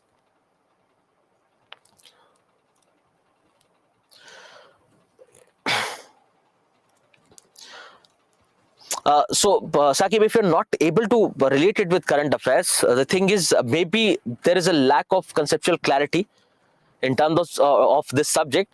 So what you can do is you can try to go through your NCRTs first, NCRTs that I've suggested for class 12, then take up The classes are already going on. Try to understand more and more in classes, focus on conceptual clarity, and you will be able to relate with current affairs. And you see that with time, like everyone else, you will also become a part of the process. Okay, so with this, we see that this dependency ratio will impact various dimensions in our society. It will impact our economy, it will impact our social structure. Then also, you see the impact on economy will be in terms of lower growth and also increased expenditure on various social services like healthcare, like pension. So the overall growth rate will go down, but we'll need to spend more and more on various social sector services. So this is the idea about what happens if the dependency ratio goes on increasing. Now also, along with this, we have to understand the issues related to elderly, because one aspect is aging of population. One aspect is aging of population,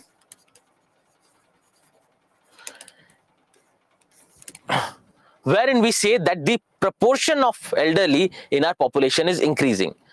Also, you'll find that with the number of elderly in our population increasing, we have to look into what are the issues that the elderly generally face and what can be the possible solutions for the same.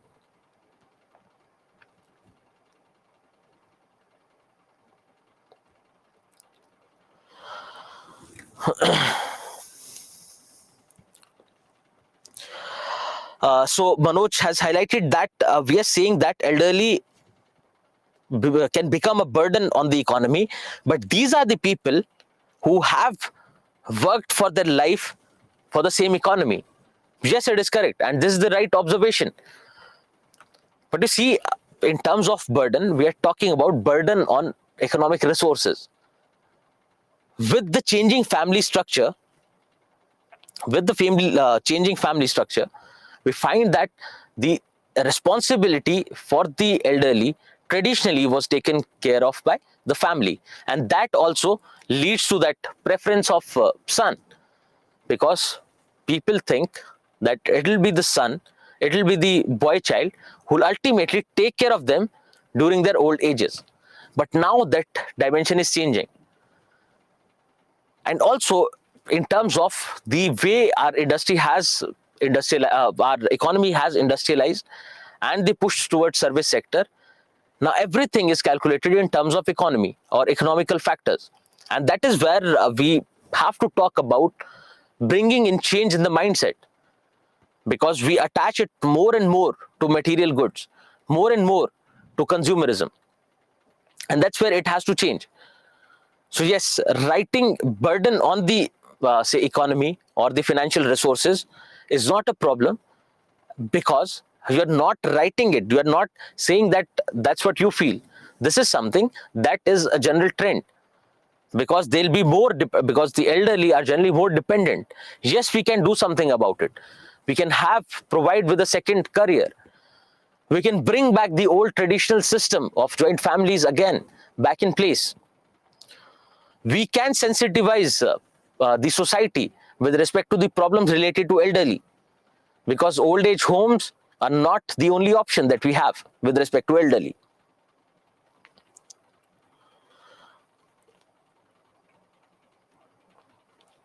Yes, so we definitely have to understand that they are the ones who are actually keeping the social fabric intact. They are the ones who are the flag bearers for the values in our Indian system. So okay, let's get to the problems related with aging, the problems related to elderly. Now with aging, one thing is the physical and mental health will going down because of natural biological factors. Then for that, if you see, they will not find adequate support. because not everyone can afford the healthcare facilities that are available. Also, think about various diseases apart from the ones that are there. So yes, there'll be a problem with respect to, say, mental health, dementia, etc., because they'll have a tendency to forget. There'll be forgetfulness as you age. Then also heart related problems. But along with it, you can talk about the global nature of diseases, how there are new diseases that are coming up because of lifestyle changes, etc. Then also you can talk about the elderly who are left behind in rural areas, because generally we see that there has been nuclearization in families. Elderly are generally left behind in the rural areas. In the rural areas, you would not have adequate health facilities. Also, they do not have any means to take care of their economic and social security, because they do not have, not everyone is coming from public services who will have a pension. Not everyone is lucky to have good children who take care of them. The pension that we get from the government, the pension that elderly get from the government is not substantial, is not considerable, so as to take care of their take care of all their needs. It is, say, 2000 in states. Now in 2000 rupees today, for instance, what can you expect them to get? They cannot even take care of their basic nutritional requirement. And also with respect to the going down of values, because this has to do with our value system as well. Our values are changing. Our values are modern values are the traditional values are giving way to modern values, wherein we do not take care of the elderly today. We do not respect the elderly as we used to previously. People are not sensitive towards their needs, both emotional, psychological. Elderly are generally left alone. You'll find them in places, you'll find them hanging out together in parks, going out for walks, but it is very limited. A lot of them have to rely on the old age homes. So the old Indian tradition of joint family, and if you remember, we had talked about this with relations to positives of joint family, that a joint family takes care of their elderly. But now with the joint family system breaking down, you find a lot of new issues arising.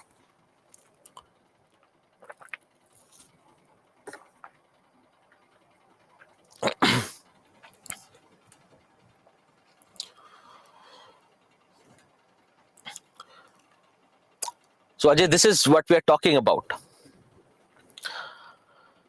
So how to create this conducive and social environment wherein we take care of our elderly? How can you bring about this? How can you bring in change in the mindset of people? Can someone suggest how can we do that? So one is basically that I've already suggested, that we have to sensitize the society at large about the problems related to aging, about the problems related to elderly. What else can be done?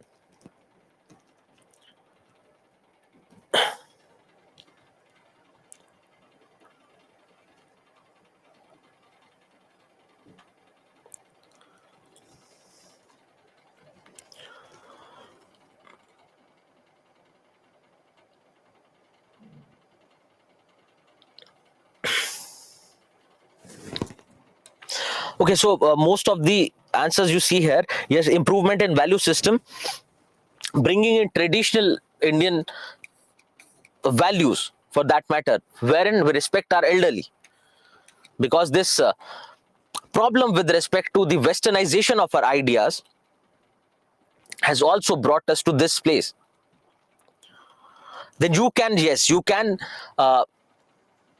talk about engaging in group activities. So one is, there has to be a mixing of the elderly with the young population, because generally what we find is everyone works in silos. So elderly go on separately, the young go on separately. And because of the difference in their value systems, because the young are influenced more by modern values and the elderly have an impression of traditional values on them. So because of this difference in their value systems, people do not tend to mingle. The young and the old do not tend to mingle. So we have to enhance this so that they understand each other, so that they understand each other's perspective. Then also there can be various groups related to this, the way you have yoga groups, etc., for the elderly.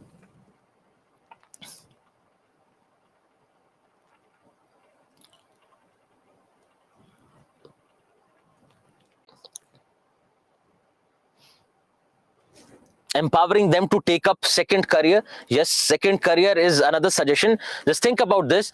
Talk about your SHGs. Can they contribute to your self-help groups? Can they contribute to your non-governmental organizations?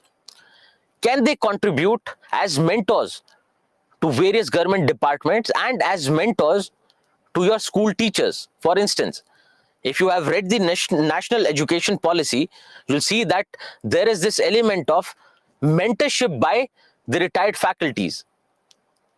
So they, in that sense, can have a second career for that matter.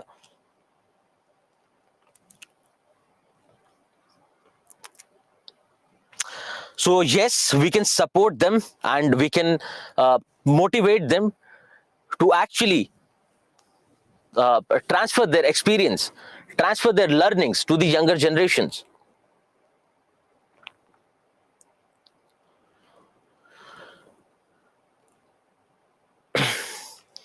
Yes, so yes, there has to be a definite push towards moral values, etc. Great.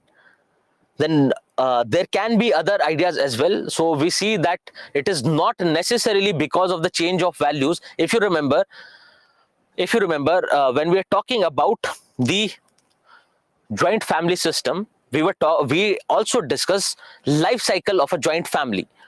Now, in that life cycle of a joint family, we said that it is not necessarily a function of social values. It is not necessarily a function of social values. It can be based on, and it is generally based on, economic factors. And we see that because of various economic factors, the joint families break down. Joint families get nuclearized. People tend to move away for better economic opportunities, thereby breaking down this joint family system. So what can be done? Think about this new culture in service sector of work from home. So with work from home, people get to stay with their parents at home, for instance. Now relaxing the norms, relaxing the conditions of work. Also, when we were talking about urbanization, we are talking about developing your rural areas. Developing your rural areas, creating employment opportunities there. So if you do that, you see, people stay closer to their parents. So young stay closer to the elderly, thereby strengthening the traditional Indian value system. So yes, there can be similar points. I'm just giving you an idea to open up dimensions.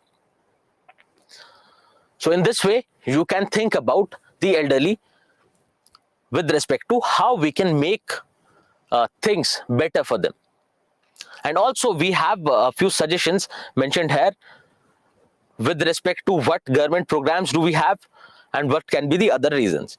But before moving to that, because what we have to do is we have to remember that one, the contribution has to come from society, and another, there can be government intervention. So we have to look at both the dimensions.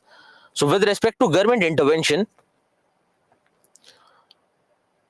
we have to see what kind of schemes, reservations, etc. the government has, and if at all there can be any suggestions for the same. And also try to relate it more to various dimensions for that matter. Because we have to see that one element of this is the breakdown in joint family structure. So if we can bring back those joint family norms, if we can make sure that people stay together, or the young stay together with the elderly, parents stay with the children, we have to see what kind of changes can be made. So yes, advancement in agriculture will also lead to the same.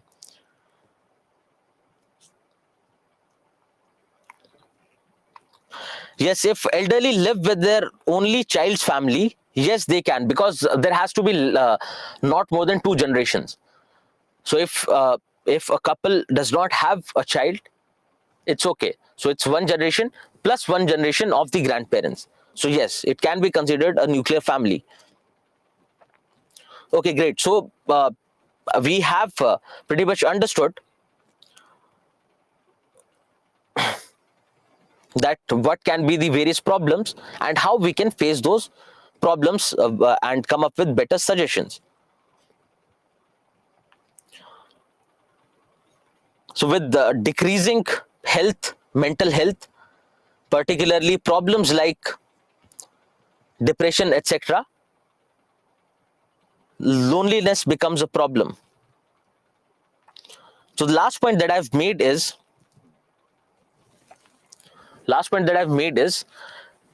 bringing back the value system of a joint family, not just as a value system, but also as a system of family, which can help with basically betterment of the elderly. So okay, so let's do one thing. Let's take a short break, and post the break, what we'll do is we'll conclude our discussion on elderly. Just see if you can have any other points with respect to the same, and then we'll start our next theme that relates to sex ratio in population, the problem with respect to sex ratio. So 15-minute break, and we'll meet again at 8:10 and start our discussion again.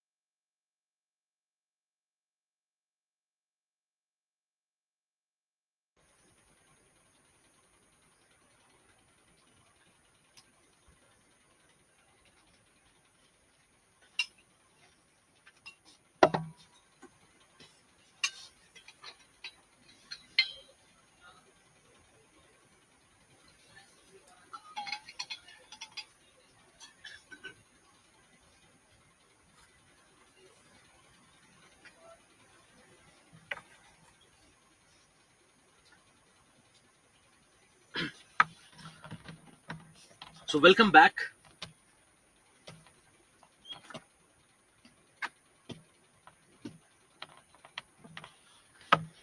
Now what we have discussed is we have discussed the various problems related to population and the links with population and poverty, employment, unemployment, climate change, and then we started looking into the dimension of problems related with aging.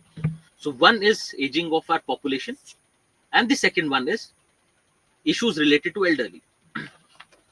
Now in elderly, we have seen, in aging population, we have seen the problem with dependency ratio, and then in elderly, we have seen what are the various problems related to elderly.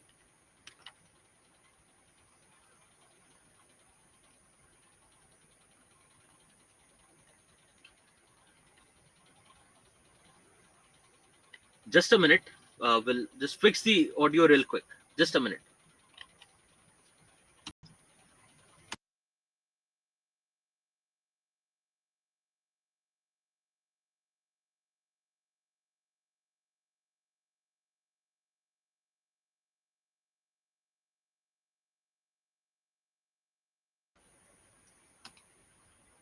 Is the audio fine now? Is the audio fine? Yes. Okay, perfect. And then we moved on to problems related to elderly. We have looked at the problems. We have suggested a few solutions. What you can do is, whatever we have mentioned can be looked at. Apart from the suggestions that we have made, we are here talking about a few interventions from the state. So with respect to maintenance of old age homes,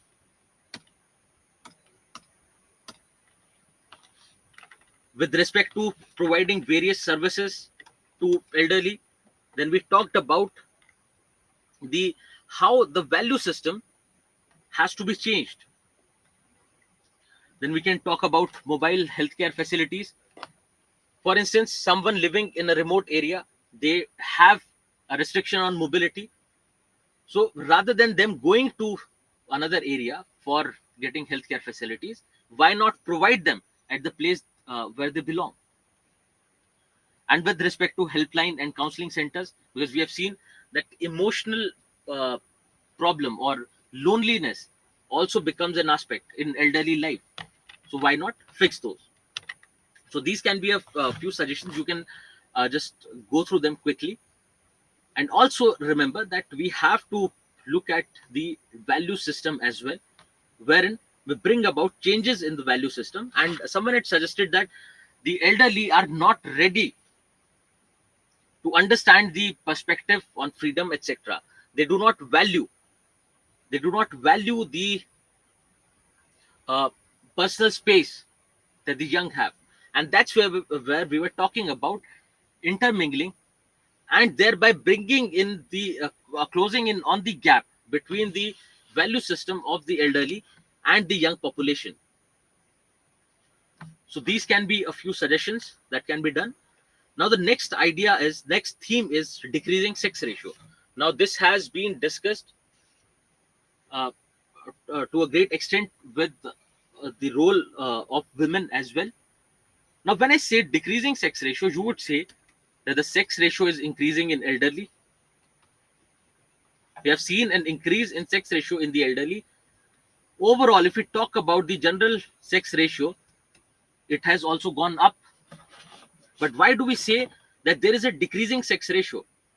It looks infactual. It sounds infactual. But if we talk about decreasing sex ratio, talk about the sex ratio at birth. This is something that is decreasing. It is not decreasing for the entire country, but at least for a few states.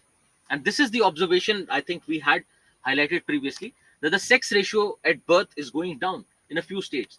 So NFHS 5 data, and I would request everyone to go through this once because it came out recently and it is there, it is available.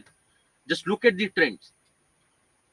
And also, it is to be released in two phases. So right now phase 1 is out, wherein they have covered close to 17 states, I believe, and rest of the data will come out in the second phase.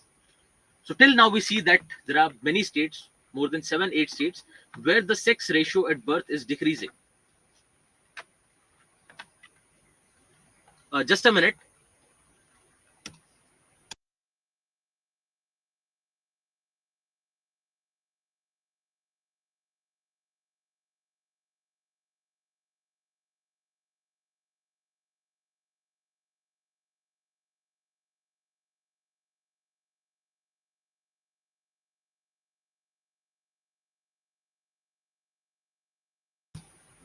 Just a minute, we're trying to fix the audio issue.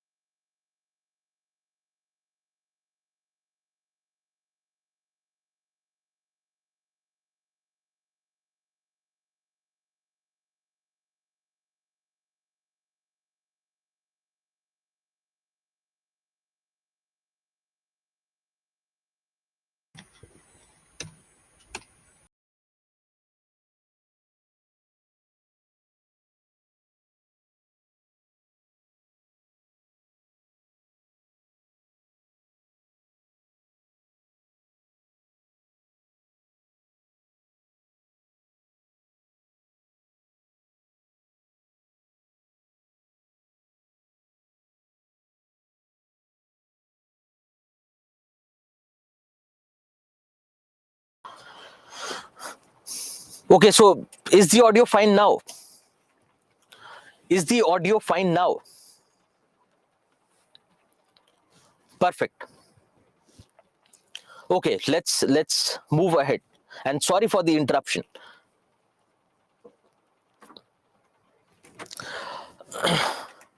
So we were talking about the decreasing sex ratio, wherein we say that yes, the sex ratio with respect to the elderly is increasing.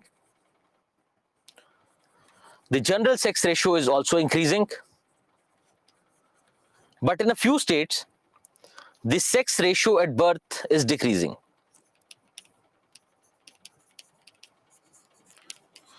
This is what it corresponds to. And also in this regard, what we have to do is we have to look at NFHS data. So I would request everyone to just go through it briefly. You don't have to remember the facts from there, just the observations, because that would do. So just mention a few facts wherein you find exceptions. And also you would have to wait for the second phase data to come out so that we can reach a conclusion. Now, what can be the various factors for this decrease in sex ratio? In elderly, the increase in sex ratio has already been talked about. Now, what can be the factors which are responsible for this decrease in sex ratio at birth? Now, it can be about preference to a boy, various cultural beliefs, various issues related to women, the patriarchal setup of our society, wherein we say that it is generally the male child, or it is generally the male population who gets to have control over the others. And then we talk about the issue involved with dowry, related to dowry. We talk about passing on the property from one generation to another, preference to son, and various religious aspects, because there are various rituals which have to be performed only by the male child. For example, with respect to death, that they are the ones who are supposed to perform that ritual. So these can be the various factors which are responsible for decrease in sex ratio, and that too sex ratio at birth. Apart from this, economic inequalities, and if you remember, this is the entire thing that we have to understand from the perspective of role of women, and this has been discussed there, that the women are disadvantaged with respect to men, which becomes a problem with respect to giving preference to a girl. So their low participation rates, they are not doing economically well. If they are not doing economically well, they would not have a better say with respect to access to credit. So if you want to employ women, one is to give them jobs. Another thing is to help them start a small business. Then also with respect to the property, if you look at the economic dimension with respect to property, you see that the property has to be passed on, is generally passed on towards the male lineage, wherein we find that we have the Hindu Succession Act and things have changed, but it has not materialized, which has also been discussed. Now, the idea is, what are the consequences of this unequal sex ratio? Now, if there is unequal sex ratio, think in terms of marriage. What happens to this institution? Now, people would not find a suitable partner, or the men would not find a suitable partner for marriage because there will be less number of girls, which will ultimately lead to trafficking, which will pose as a problem with respect to crime. You see, the crime rates will increase for that matter. And you can think of this crime in terms of sexual violence as well. As we see that one of the biological urge is that to have sex. And if that is not fulfilled through marriage, it will be, people will tend to fulfill it through crime. Then the institution of marriage also talks about the emotional and psychological support from the partner. What happens in that case? It becomes a problem. Then the issue that someone is suggesting is with respect to capture marriage, and particularly in a few regions in Bihar, you'll find that it leads to, because it works both ways, that one not being able to find a suitable groom, they capture the groom, but also there are increased instances of capturing the bride as well. Now, these can be various issues with relation to problems that arise out of our decreasing sex ratio. And also, you do not have to worry, because this has been covered, and once you just read it, even if you just read it simply, it would do, because the entire concept is coming from the role of women. Then if we talk about various suggestions for improving the sex ratio, one is that you have to look at the policy level changes that can be brought about, the social changes, working on the various economic factors which come directly from the problem. So see, if we talk about economic factors, improving the status of women, or rather women empowerment, can be considered to be the way out, can be a solution, right? Now, women empowerment will lead to a better status of women, lead to a better status of women in the society, better levels of awareness, better say in the family. Also, with improved economic status and with better political empowerment, they can actually help bring the changes.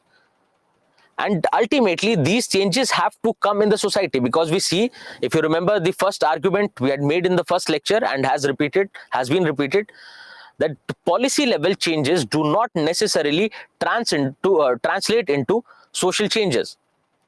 So yes, there has to be effort on the policy end, but it has to be accompanied by social changes. Then various aspects, various government interventions that we can suggest, and as you are suggesting that Janani Suraksha Yojana, for instance, when we talk about curbing sex, determination of sex in womb, And with respect to this, we had talked about a problem wherein technology was playing a negative role. Technology was playing a negative role in the status of women. And this was given, the example of Haryana was given recently about the mobile ultrasound devices, which help with sex determination, and ultimately it leads to uh, female feticide, killing of the girl child in the womb. So these can be the various dimensions that have to be covered with respect to sex ratio. But you have to remember that when we say decreasing sex ratio, you have to mention that it is with respect to a few states, and particularly with respect to sex ratio at birth. So sex ratio at birth, that too in a few states. With that, we come to the last part of our discussion here on population, which is the debate related to population growth and development. Now, population growth can work for the betterment, is good, or it can make our condition even worse. So in this regard, there are two perspectives with respect to population growth. And let's see, what do you have? What suggestions do you have? So if we say population growth is good and a desirable phenomena, if we say population growth is a good and desirable phenomena, what kind of arguments do you have in the favor of this thing, in the favor of this statement?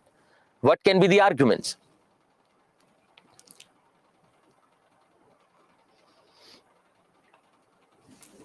Population growth will ultimately lead to more number of people in the working age population and ultimately contribute to economic growth. What else can be there? Yes, so increase in working age population. That means decrease in dependency ratio. So economic growth will increase, dependency ratio will decrease, and ultimately we can make good use of this youth bulge that is there in our society. It will lead to more number of entrepreneurs. It will ultimately, if the economic growth, if you see, is accompanied by more number of jobs. If you have more jobs, you can target poverty. Yes. Increase in GDP, yes, it is done, increase in growth. Then also with decreasing dependency ratio, what also happens is the burden on government is reduced with decrease in dependency ratio, because now this working age population can take care of their of the population of the elderly or the dependent population. Now, with more number of young people, one is that it drives the economic growth. Another thing is there'll be outward migration as well. There'll be more number of people, because we see that a lot of Western countries are facing this problem of manpower crunch. They do not have enough skilled people and people in the working age bracket who can drive their economic growth. So we can be the reason, right? We can actually have migrant workers from here, skilled migrant workers from here, which will ultimately lead to remittances. That is, they'll earn there. A person moving from India to Japan for work, why? Because there are better opportunities there. They'll ultimately send remittances. Then yes, another idea is it'll strengthen our armed forces. Great observation.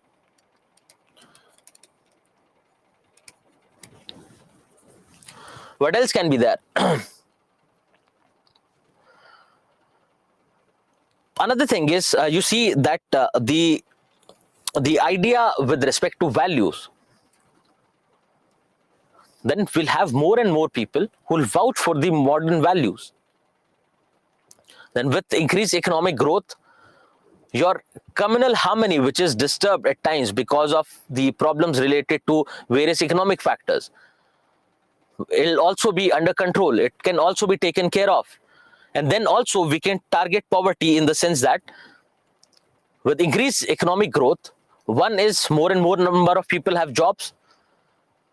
Then also with this, the government earns more revenue and hence they can invest in various developmental plans and poverty alleviation schemes. So ultimately, it looks like that population growth will lead to development. It will ultimately lead to development. It will increase the standard of living of people. And yes, in terms of our people migrating outside for work, migrating outside India for work, it will also lead to better say in terms of global affairs with respect to international relations, be it bilateral, be it the global organizations which we have. So this will make India a stronger nation for that matter. So with increase in population growth, we can take care of the problem of aging population. We can decrease the dependency ratio. It can drive the economic growth. And also, if you see that there are arguments which say that yes, population growth is not a problem, but the actual problem is inequitable distribution of resources. The actual problem is inequitable distribution of resources. That it is that the very small section of the world or the population holds most of the resources. They have rights over most of our resources, which becomes a problem. This population growth is not a problem. Then underdevelopment of various regions is a problem. That because of this underdevelopment, we are not able to provide them enough opportunities. So if we develop the nations, they'll have more better economic opportunities and hence they'll be able to accommodate this increasing population growth. Again, with respect to your distribution of population, think in terms of population density. So this uneven distribution of population, that more and more people are moving towards urban areas, which is creating a problem of burden on resources. It is not, it can be fixed if we distribute our population evenly, if we develop all the areas equally. And also there's a feminist argument which says that it is the subordination of women, it is the lower status of women in the society which is a problem. Population growth is not a problem. So these can be the various arguments in this regard. Then the other side of it is, and also we have to look into the theme of demographic dividend here, which is understood as your share of working population larger than the non-working population. Because what happens is, if there is a high population with respect to the the youth, which is, I told you, is youth bulge. Now this youth bulge can translate into demographic dividend. These are the young people who will actually work, who will contribute to economic growth and development of the country. This is the idea of demographic dividend. So with population growth, with higher population, we can achieve this objective of demographic dividend.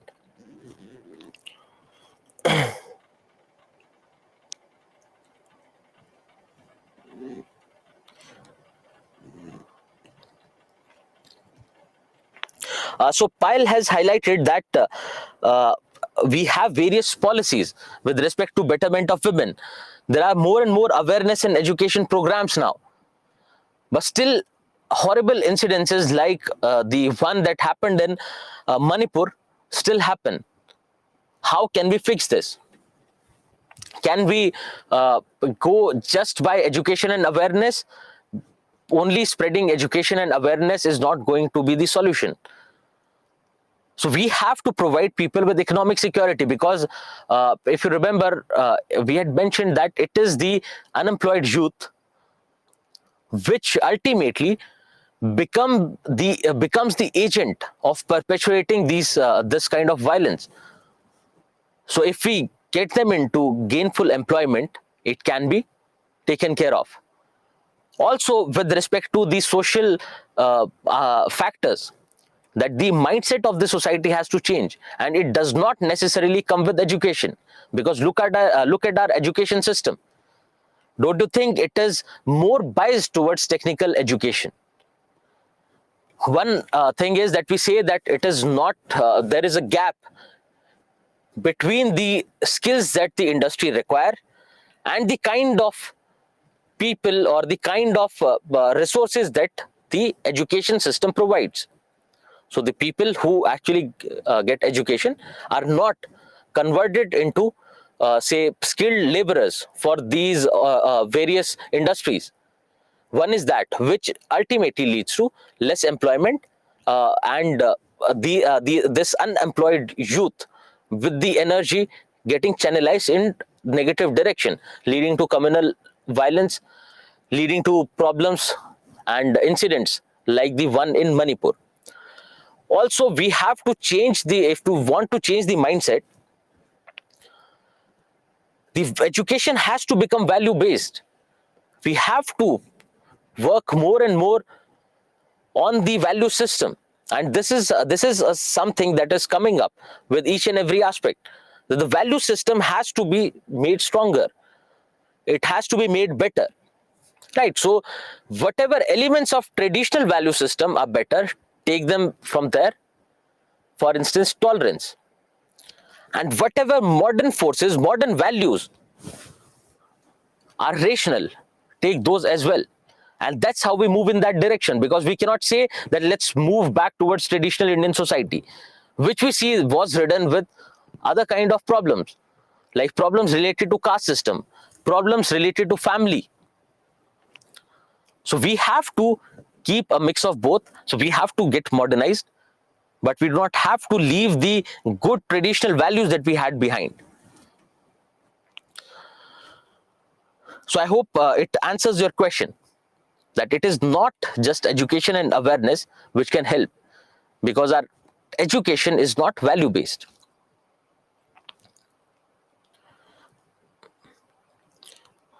Yes, also setting an example of extreme punishment to the perpetrators of these kind of crimes is also a solution, because it sets an example that this is something that you have to refrain from.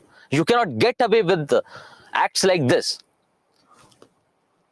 So it has to be a change on all the levels for that matter.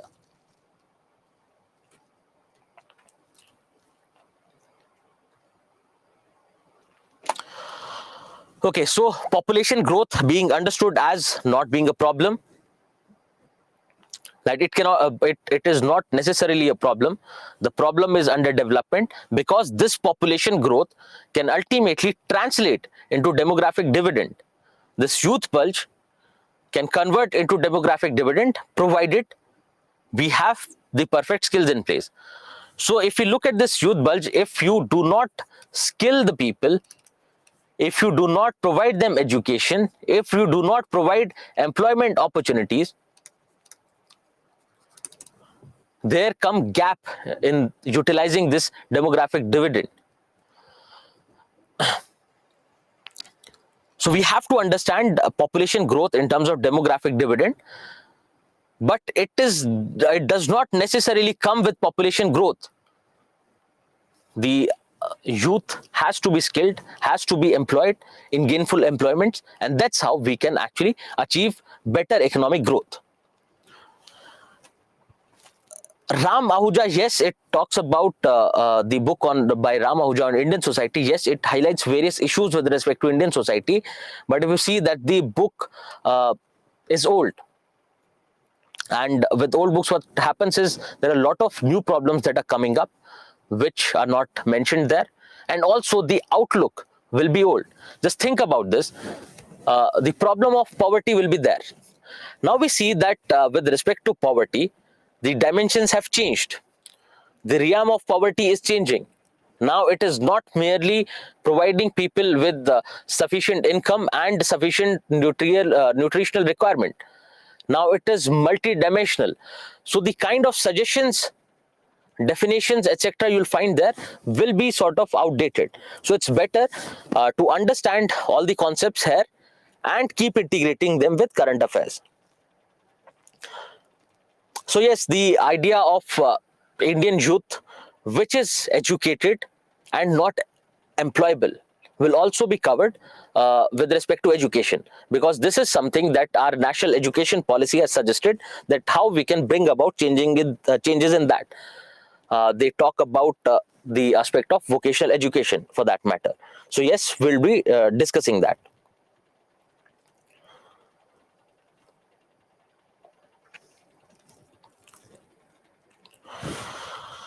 Okay, so the other dimension of population growth is that population growth is a problem. Why? With increasing population, you'll find increased poverty, if you remember from population. And I think we have not covered poverty, but let's make a vicious cycle here. What we mean by population distribution is that the population is dense, the population density is higher in a few areas which are industrialized. In urban areas, in industrialized areas, wherein they become a burden on the resources of that area. So if we distribute our population in an even manner, and how can we do that? With even economic development, so that people find employment in the region that they live, which can be a solution to this problem of overcrowded urban areas and a lot of burden on the economic and other natural resources of that region. Now, if we talk about poverty, we say with poverty comes the tendency of giving birth to more number of children, increased birth rates. Why? Because these children can actually contribute to the economic well-being of the family. Then if you have high birth rate, how do you provide them with resources? You would not have enough resources to take care of them, which will ultimately lead to malnourishment, problems like related to health, malnourishment, not being able to provide education to everyone. If you are malnourished, if you do not have proper skills, if you are not educated, you cannot find employment. And if you do not find employment, how do you contribute to the economic security of the family? So this is the vicious cycle of poverty that we are going to talk about, and with respect to various factors. So do not worry about it. This vicious cycle wherein the cause becomes the effect. The cause of cause of poverty being high population, and ultimately poverty becoming an effect of high population. And I think we have discussed this question, or maybe we'll take up this question. Do not worry about it. We'll take up this question if we haven't. So this is the vicious cycle of poverty. So with increased poverty, with increased population, you'll find increased poverty. Understood from this vicious cycle. Then the role of state has to increase in terms of providing social security to people.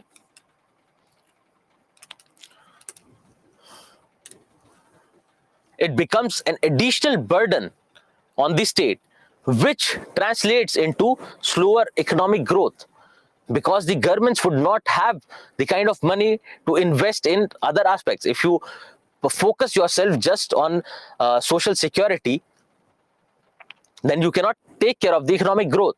And if you focus solely on economic growth, then the poverty alleviation programs take a back seat. Then also with increased population, we see that the resources, natural resources, are fixed. And with increased population, you find the problem of food scarcity and security, because you do not have sufficient resources, you do not have sufficient food to provide to people. So extra burden on resources. So burden on financial resources of the state and burden on natural resources as well. Then how do you provide various social sector related inputs? How do you improve on the level of education of people? How do you provide everyone with such a high population? How do you provide everyone healthcare facilities? And this is something that manifested in during the COVID times, that we did not have adequate health structure already. And if the population goes on increasing, how do we manage with the existing healthcare system we have? So we would have to make far-reaching changes as far as our social sector is concerned. And anyways, these two topics will be taken up separately, and there also we'll discuss the same.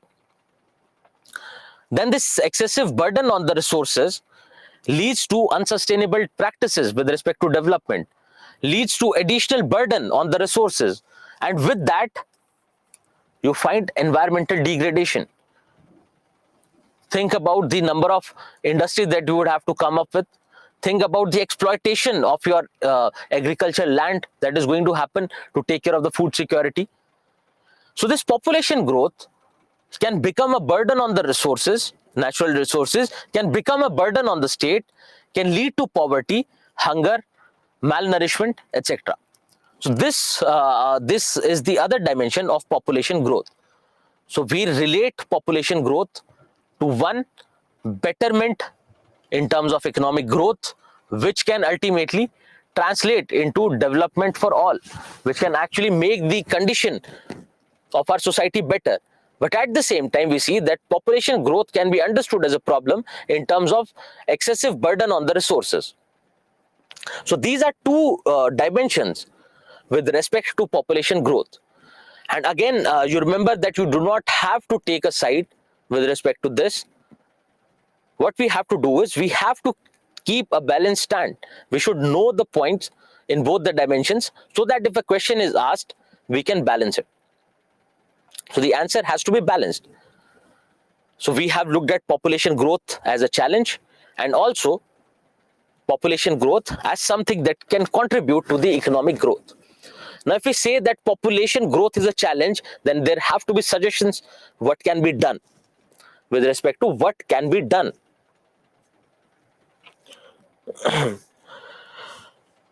So you're saying that why women have to face violence and brutality in case of any conflict. So it has to do more with the mindset of the society, wherein they consider that women would not fight back.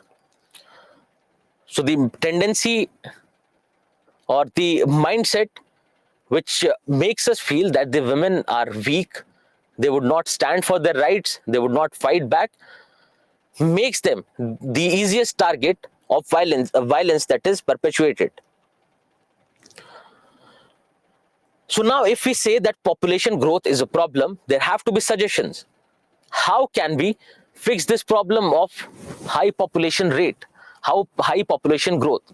So a few pointers will come directly from the previous discussion. So if we want to fix this issue of population growth, what can be the various dimensions in which we have to work? Let's work out the dimensions first. If you want to fix this problem of population growth, now population growth as a direct factor of fertility rates, and also when we talk about population growth, we talk about the problems related to population growth as well, that what are the various problems related to population growth. Because for instance, your poverty contributes directly to population growth. So please suggest the dimensions in which we have to work. What can be the various suggestions?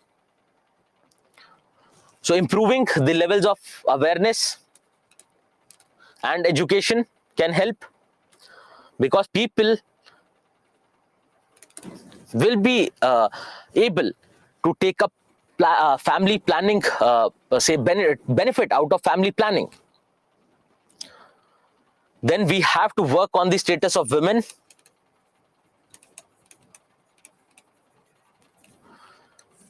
Then intervention from the government. And can this be intervention from non-governmental organizations as well? Then also, if we want to decrease fertility rates, we have looked into various factors with respect to fertility rates, like availability of contraceptive methods, increasing improving the status of women, increasing the levels of education awareness, targeting poverty, and ultimately bringing down the population growth. So these can be various factors which have been understood previously, which have been discussed previously.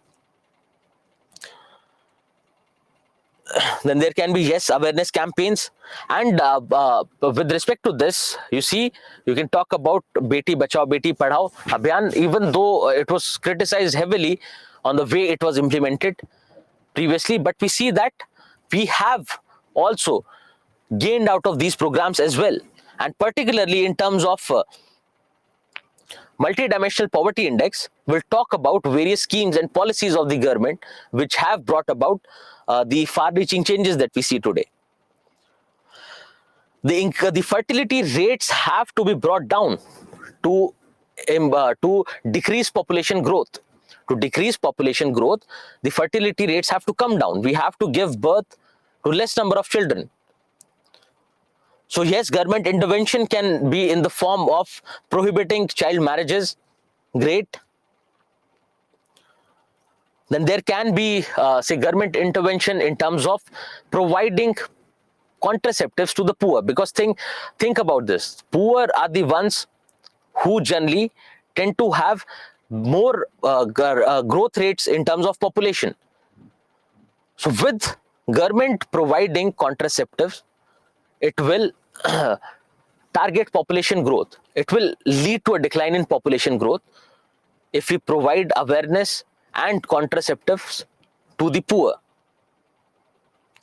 Yes, we are close to the ideal fertility rate of 2.1, because it has to be understood in terms of replacing the population.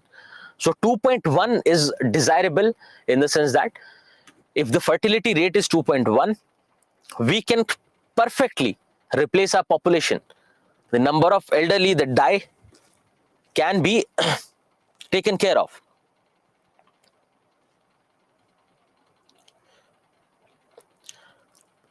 Yes, so Saloni has highlighted about the honor that is attached. So with respect to honor killing, when we were discussing, we were saying that to get the honor of the family back, generally they are being killed.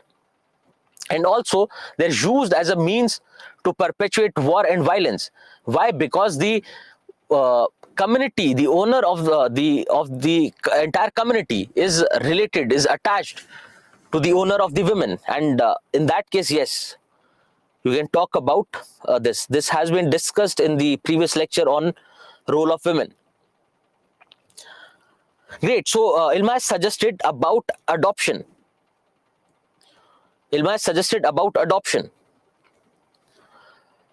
Increase in marriage age, Ajay, has already been mentioned. Please be careful what is being discussed in the class. Increasing the age of marriage has already been discussed, already been mentioned. Providing free education to girl child, yes, that can ultimately lead to a better status of women who will fall in that reproduction age tomorrow.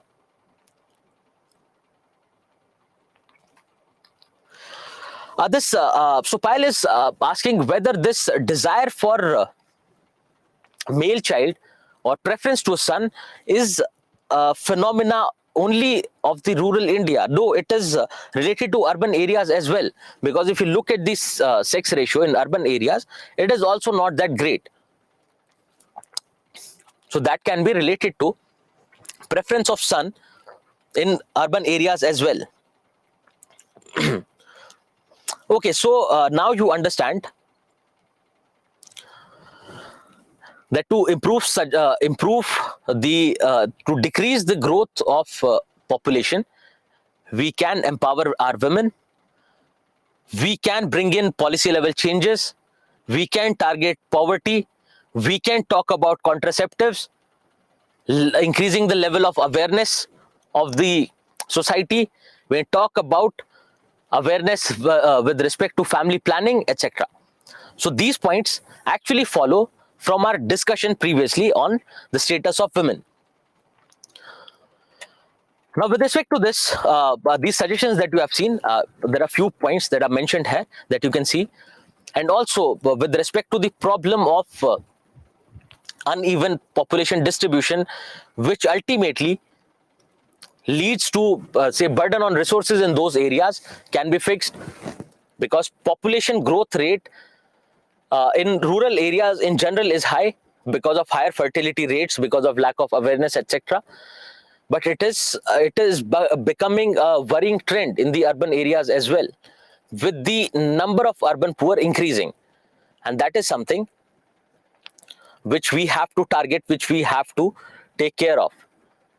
And ultimately, you see that the changes that have to be brought about have to be on a social level. We have to work on the mindset of the people. This is something that gets repeated every time when we talk about social change, because social change is not directly proportional to changes in the policy. So social change has to be brought about from the bottom. So it is the people who have to drive any kind of social change. So these suggestions, you can look into these. These have already been discussed. Now, what we do is we move to our next dimension, that is of questions, wherein we'll see what kind of questions have been asked in the past and what can be the questions that you can expect to be asked in the future. Now, with respect to this, also, as asked earlier, do you have any questions from the weekly test which you were not able to understand and articulate? If there are any questions, please suggest, because most of the questions were based on the themes directly taken from our classes, on the basis of the kind of questions that have been asked in the past. So here, if we talk about this question, if you look at this question, wherein we have to talk about growth of population and its relationship with poverty. Growth of population and its relationship with poverty. Yes, media can play an important role in spreading awareness with respect to improving the sex ratio.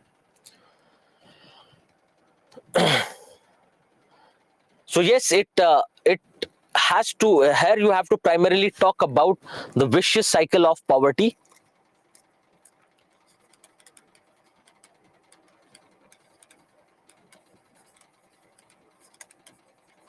Now, this vicious cycle of poverty will be covered in the next chapter, and there will have a discussion again. Do not worry. Let's see how do you approach this.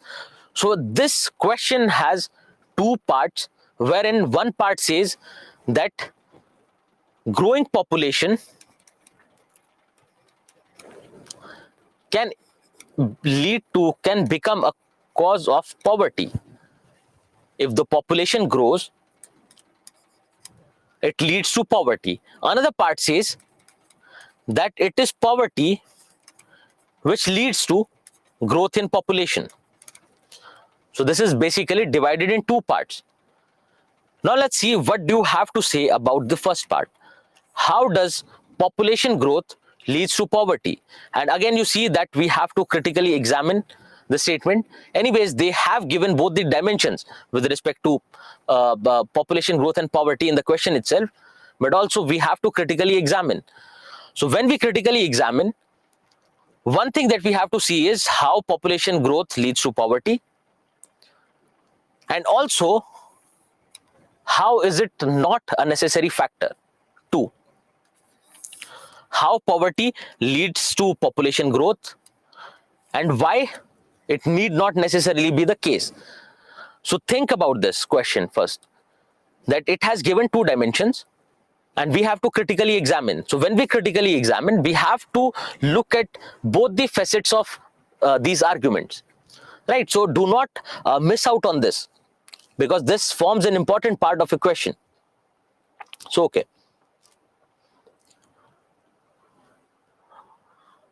Okay, so Deepika is suggesting that with the increase in population, you'll have less number of employment opportunities With less number of employment opportunities, you'll have poverty. So unemployment can be understood as one factor. What about the fight for resources? What about the unequitable distribution of resources? Yes, scarcity of resources. Now the dependency in terms of poverty, yes, of the poor is high.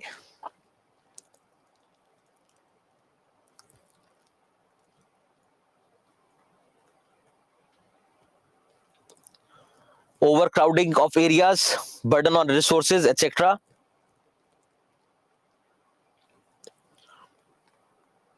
Yes, so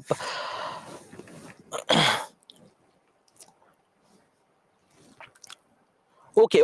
Let's see. Let's do one thing. Let's structure your thoughts because you see that you are actually highlighting issues with respect to both the arguments. So what we are saying is, one dimension that we have to look into is how growing population is a cause of poverty and how it cannot be a cause of poverty. One. Second thing is how poverty is a cause of growing population and how poverty is not a cause of growing population. That's what we see when we talk about critically examining this idea. So think about population growth and poverty. Now, when we say that the population increases, the number of people looking for jobs increases. If you do not increase the jobs at the same rate, people tend to stay poor. With population growth, you see that you do not have ample opportunities to skill and to educate people, which becomes a problem again. With increase in population, the government will have more and more number of people to take care of in terms of poverty alleviation schemes. Then again, if we look at the other dimension of it, that with population growth, we just talked about the idea of demographic dividend. How can you miss on this?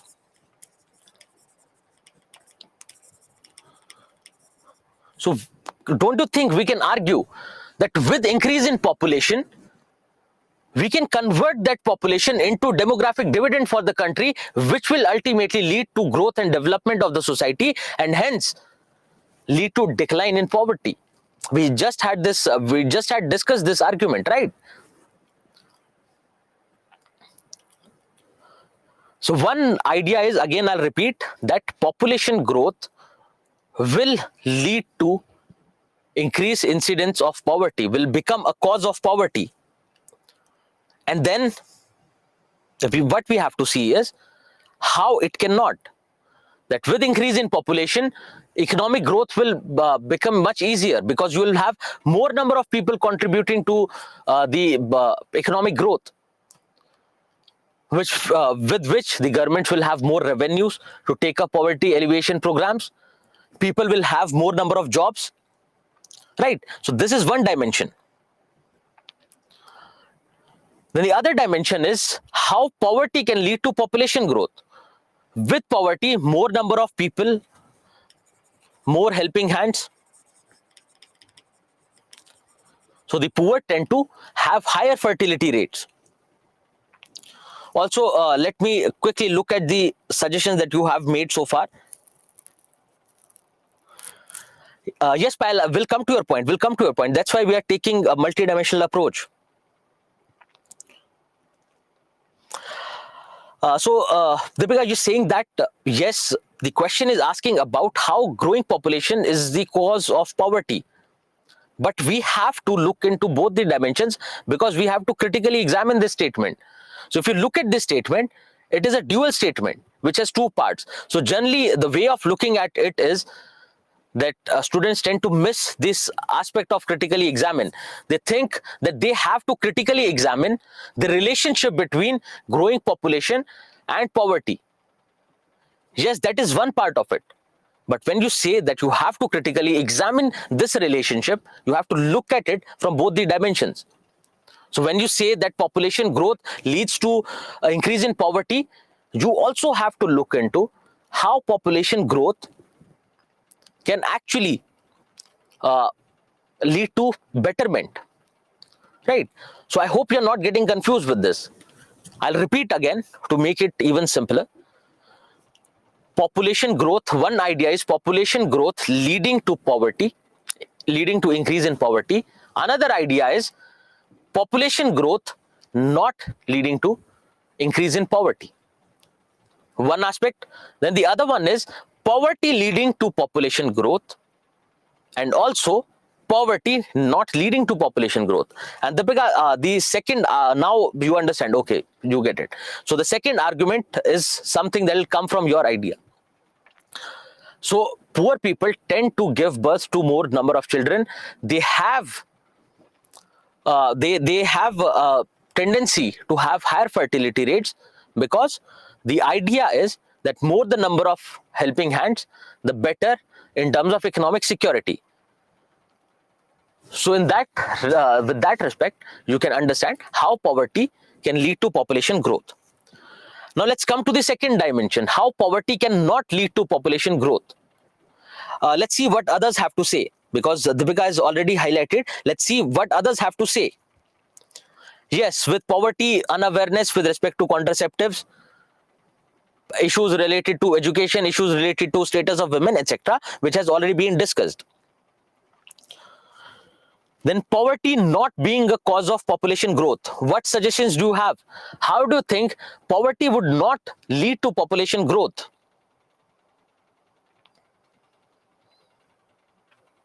Great. Let others say, let's other mention the idea. Okay, great. So you are getting in the right direction. So yes, death rates will be higher in poorer households.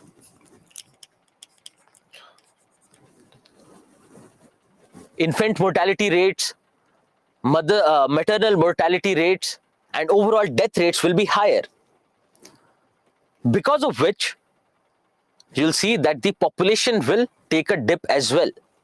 Great.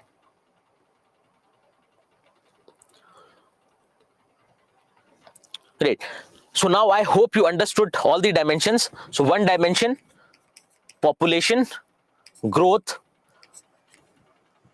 leading to poverty. Second one is population growth not leading to poverty. Then poverty as a factor of population growth. Then poverty not being a factor of population growth. So I hope it's clear, it's not very complicated. But the only thing is you have to realize that what the question is asked, you have to understand the demand of the question, because generally everyone tends to talk about the vicious cycle of poverty and look at just these two dimensions. But we have to critically examine this relationship between population growth and poverty.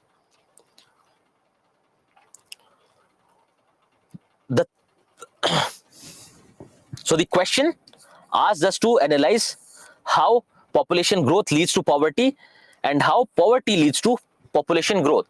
But they have asked us to critically examine this relationship. So that's why it led us to make 4 dimensions here.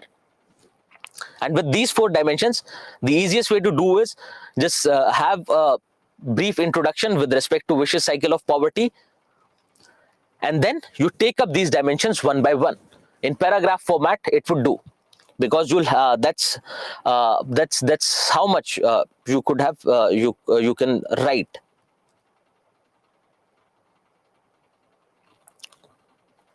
So see, these tail enders that we're talking about, that give a detailed report of this. The thing is, as and when they show up in question, we take these up. So I think that process is better, rather than remembering everything all at once, that discuss means this, critically examine means this, etc. It's better to take them up as and when there is a question. So on the basis of demand of the question, let's go on understanding this as a process, rather than cramming that what does this mean. Because also you'll find a few of you might be from Hindi background as well. And you'll find that, yes, one thing is we have to be careful about these tail enders, about these dimensions. But also you'll find that if you look at the Hindi translation of these, you'll find similarities with respect to discuss, explain. You'll find same kind of word being used. So don't you think it'll be an unfair disadvantage to the Hindi students? But the thing is that we have to understand the broader context. We do not have to exactly go by the word that they have asked, but we have to understand that what is the actual demand of the question. So if it were discuss, we would have just stuck to the two dimensions, but given a brief or given a glimpse of the other two. So we would have gone with the demand of the question. What question has mentioned, would not have taken the other perspective. And if it would have been critically analyzed, you would have followed the same process. So if you have to critically examine a statement, you always look at both the dimensions, both the sides of that particular statement.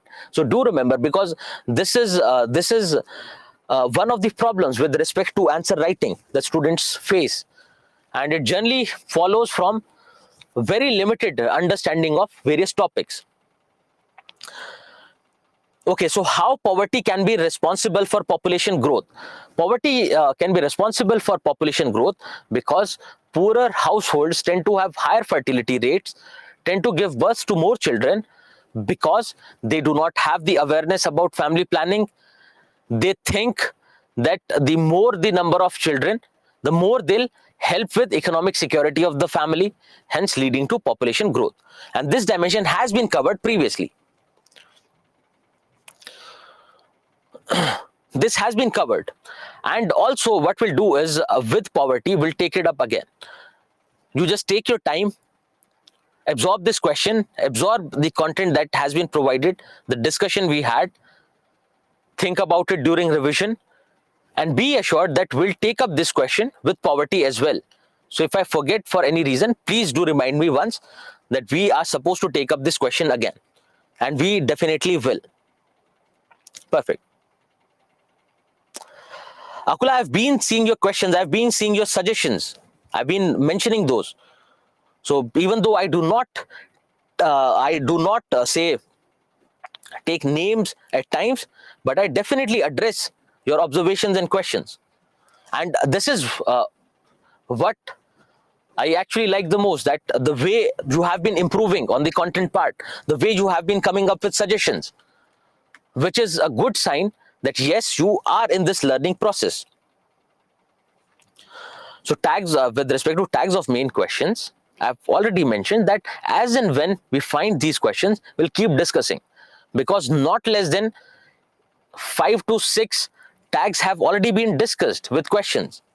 So rather than giving you an exhaustive list that you have to go through and remember, it's better to understand these in the context of questions, because it makes it easier for you to understand. Yes, so in this question, you can go in a paragraph format, because in point-wise format, then you'll end up exhausting your word limit, because you have 4 dimensions to cover. So dedicate 1 paragraph each to every dimension, and that would do. Next question. Empowering women is the key to control population growth. Now, this has been discussed previously as well. And now why we keep adding this is so that you understand the important role of covering various dimensions, that there has been a fluidity with respect to questions across these topics. So population and women, women and globalization, poverty and population, poverty and women. So you look at these trends of the questions, that they do not tend to ask one-dimensional questions. They do not tend to ask questions limited to women. They'll talk about all the aspects. And at times, you'll find that they'll ask very smart questions, difficult questions as well. But if you understand properly, you'll be able to target those questions easily. And this is something, this perspective on questions is something that actually helps you get better marks. So for example, for instance, in this question, if you mention the 2 dimensions, you still get, say, 6-7 marks out of 15. But if you mention 4 dimensions, the evaluator is taken by surprise, that because generally this is something that they do not expect coming from a lot of students, right? So it's better to be multidimensional. Okay, so the question says empowering women is the key to control population growth. Now what you have to do is, we have to discuss this. So we have to talk about one dimension, but what we do is we have to give a glimpse, and I think we have discussed this question. As far as I remember, we have discussed this question. Can someone suggest? Yes, we did, and we talked about breaking it down. Right, we broke it down in introduction, body, and conclusion, wherein we also discussed that how we can maintain the continuity. So someone had suggested that we can start with data. Someone had suggested we take up another dimension, right? Yes, okay, yes. So body part will take up the positive points, conclusion can give the ulterior perspective, and introduction can be started with other ways to control population growth, or else you can start with a data point for that matter. Great. Okay, so this question has also been discussed. Along with this, let's discuss another dimension, because if we start next chapter, we'll not be able to give you even a brief introduction of the same. Now we have looked into the relationship between population and poverty, population and development, with respect to both the ideas about development, whether population growth is beneficial for development, and also can it be a problem with respect to development.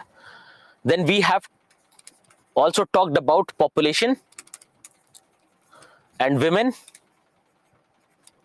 population and elderly. How about the impact of population on children? What happens to children, or what aspects of children can be covered with respect to population growth? So in children, one way of doing it is you divide it in 2 dimensions, that is that of sex. You can divide it in male and female and talk about various issues related to sex ratio, and we'll come to. Then also what happens to various dimensions, various aspects of life of children, what happens to education, healthcare, what can be other dimensions. Let's talk about other dimensions.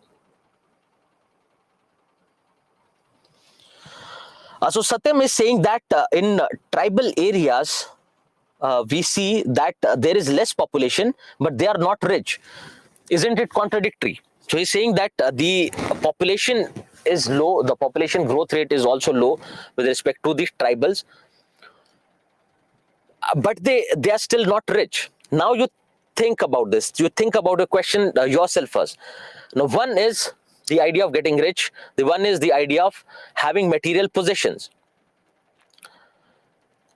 If you look at tribals, think about their way of living. Think about the economic activities that they take up.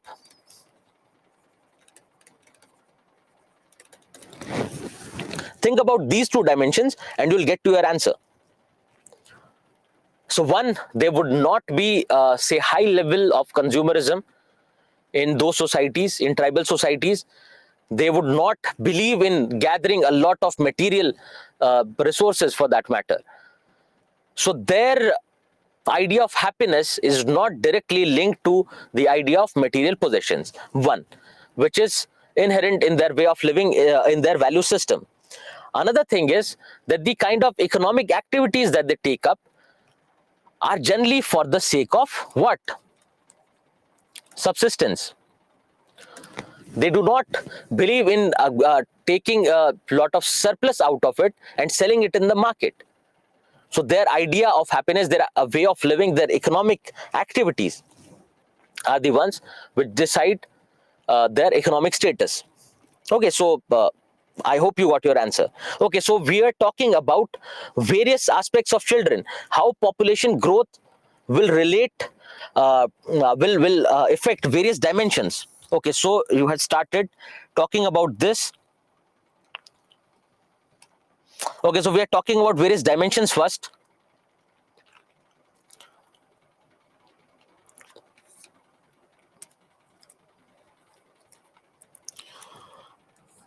With respect to nutrition, okay. What else can be there? What other dimensions can be there?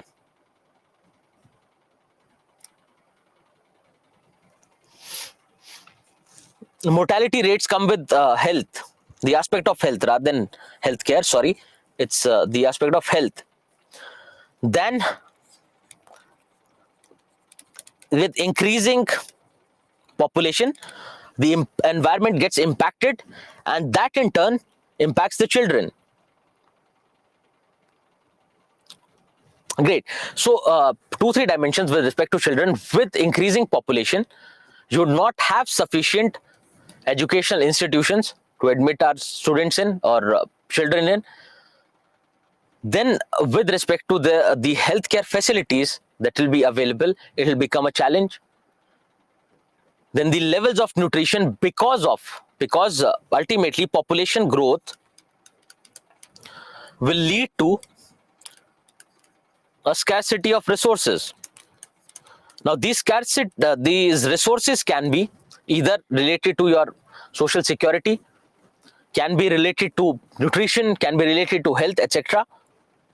Then also with this scarcity of resources, also you find overburdening of resources.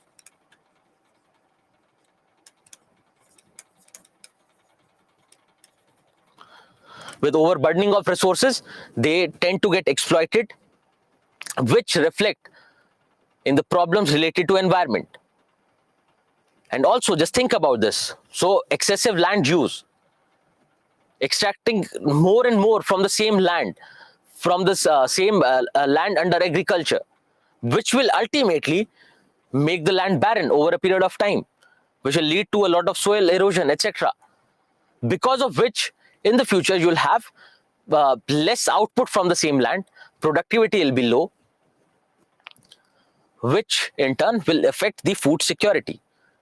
And food security directly impacts health and nutritional status of the students, of the children. Now, with respect to health, with increasing population, with increasing fight for resources, you will have mental health challenges, the kind of stress, anxiety that we go through. Then availability of various vaccines, etc., can become a problem. Yes, it can. Crime against children. Great point. With increasing population and ultimately increasing population density, take example of urban areas. More and more people would end up living in slums, which becomes an issue with respect to their sanitation, availability of clean drinking water, which impacts their health, education, nutritional status directly. And also, there'll be increased rates of crime.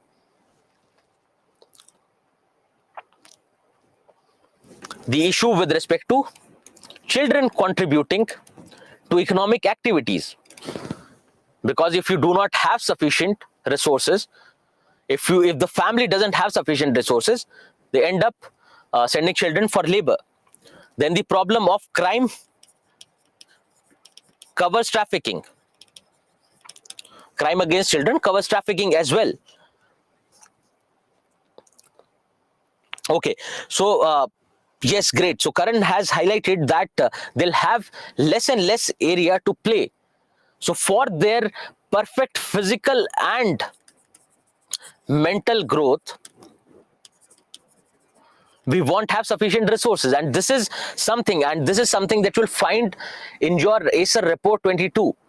In ACER report, it has been highlighted that various infrastructure with respect to library, with respect to clean drinking water, with respect to computers, availability of computers, with respect to playgrounds, they're not available.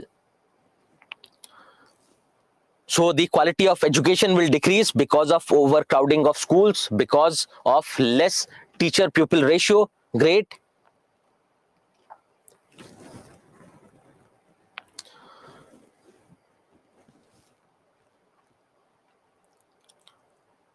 Okay, so you're talking about the role of technology here. Yes, role of technology to improve the healthcare. Yes, it can be there.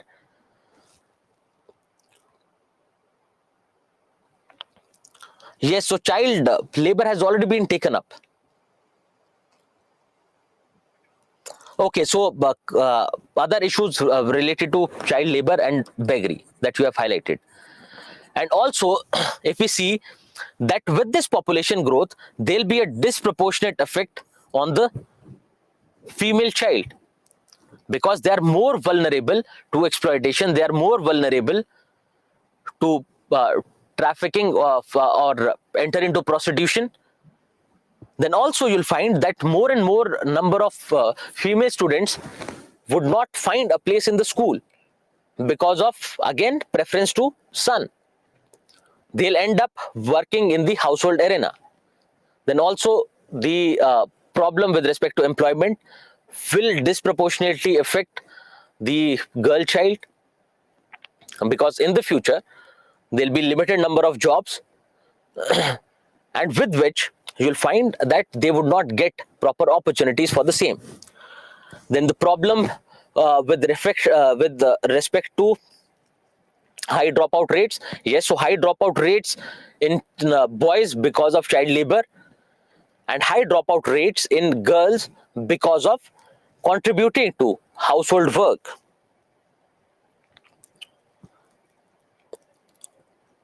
Yes, so with respect to technology, Ambika has highlighted because the one who had mentioned did not complete their point. So with respect to technology, inadequate access or unequal access to various technologies. Think about technology to be used for education for that matter. So everyone would not have proper availability of the same. So yes, you can, the idea basically was to open up the dimensions. So we have discussed the issue with respect to population growth and other dimensions, and that is the reason we took up children as well. Similarly, you can think about the impact of population growth on various institutions. What happens to the family structure? For instance, right, you just think about it. You already have the answer for this because it has been discussed. But you do think about this. And when you look at the questions, try interlinking various topics. Try interlinking population with the issue of regionalism.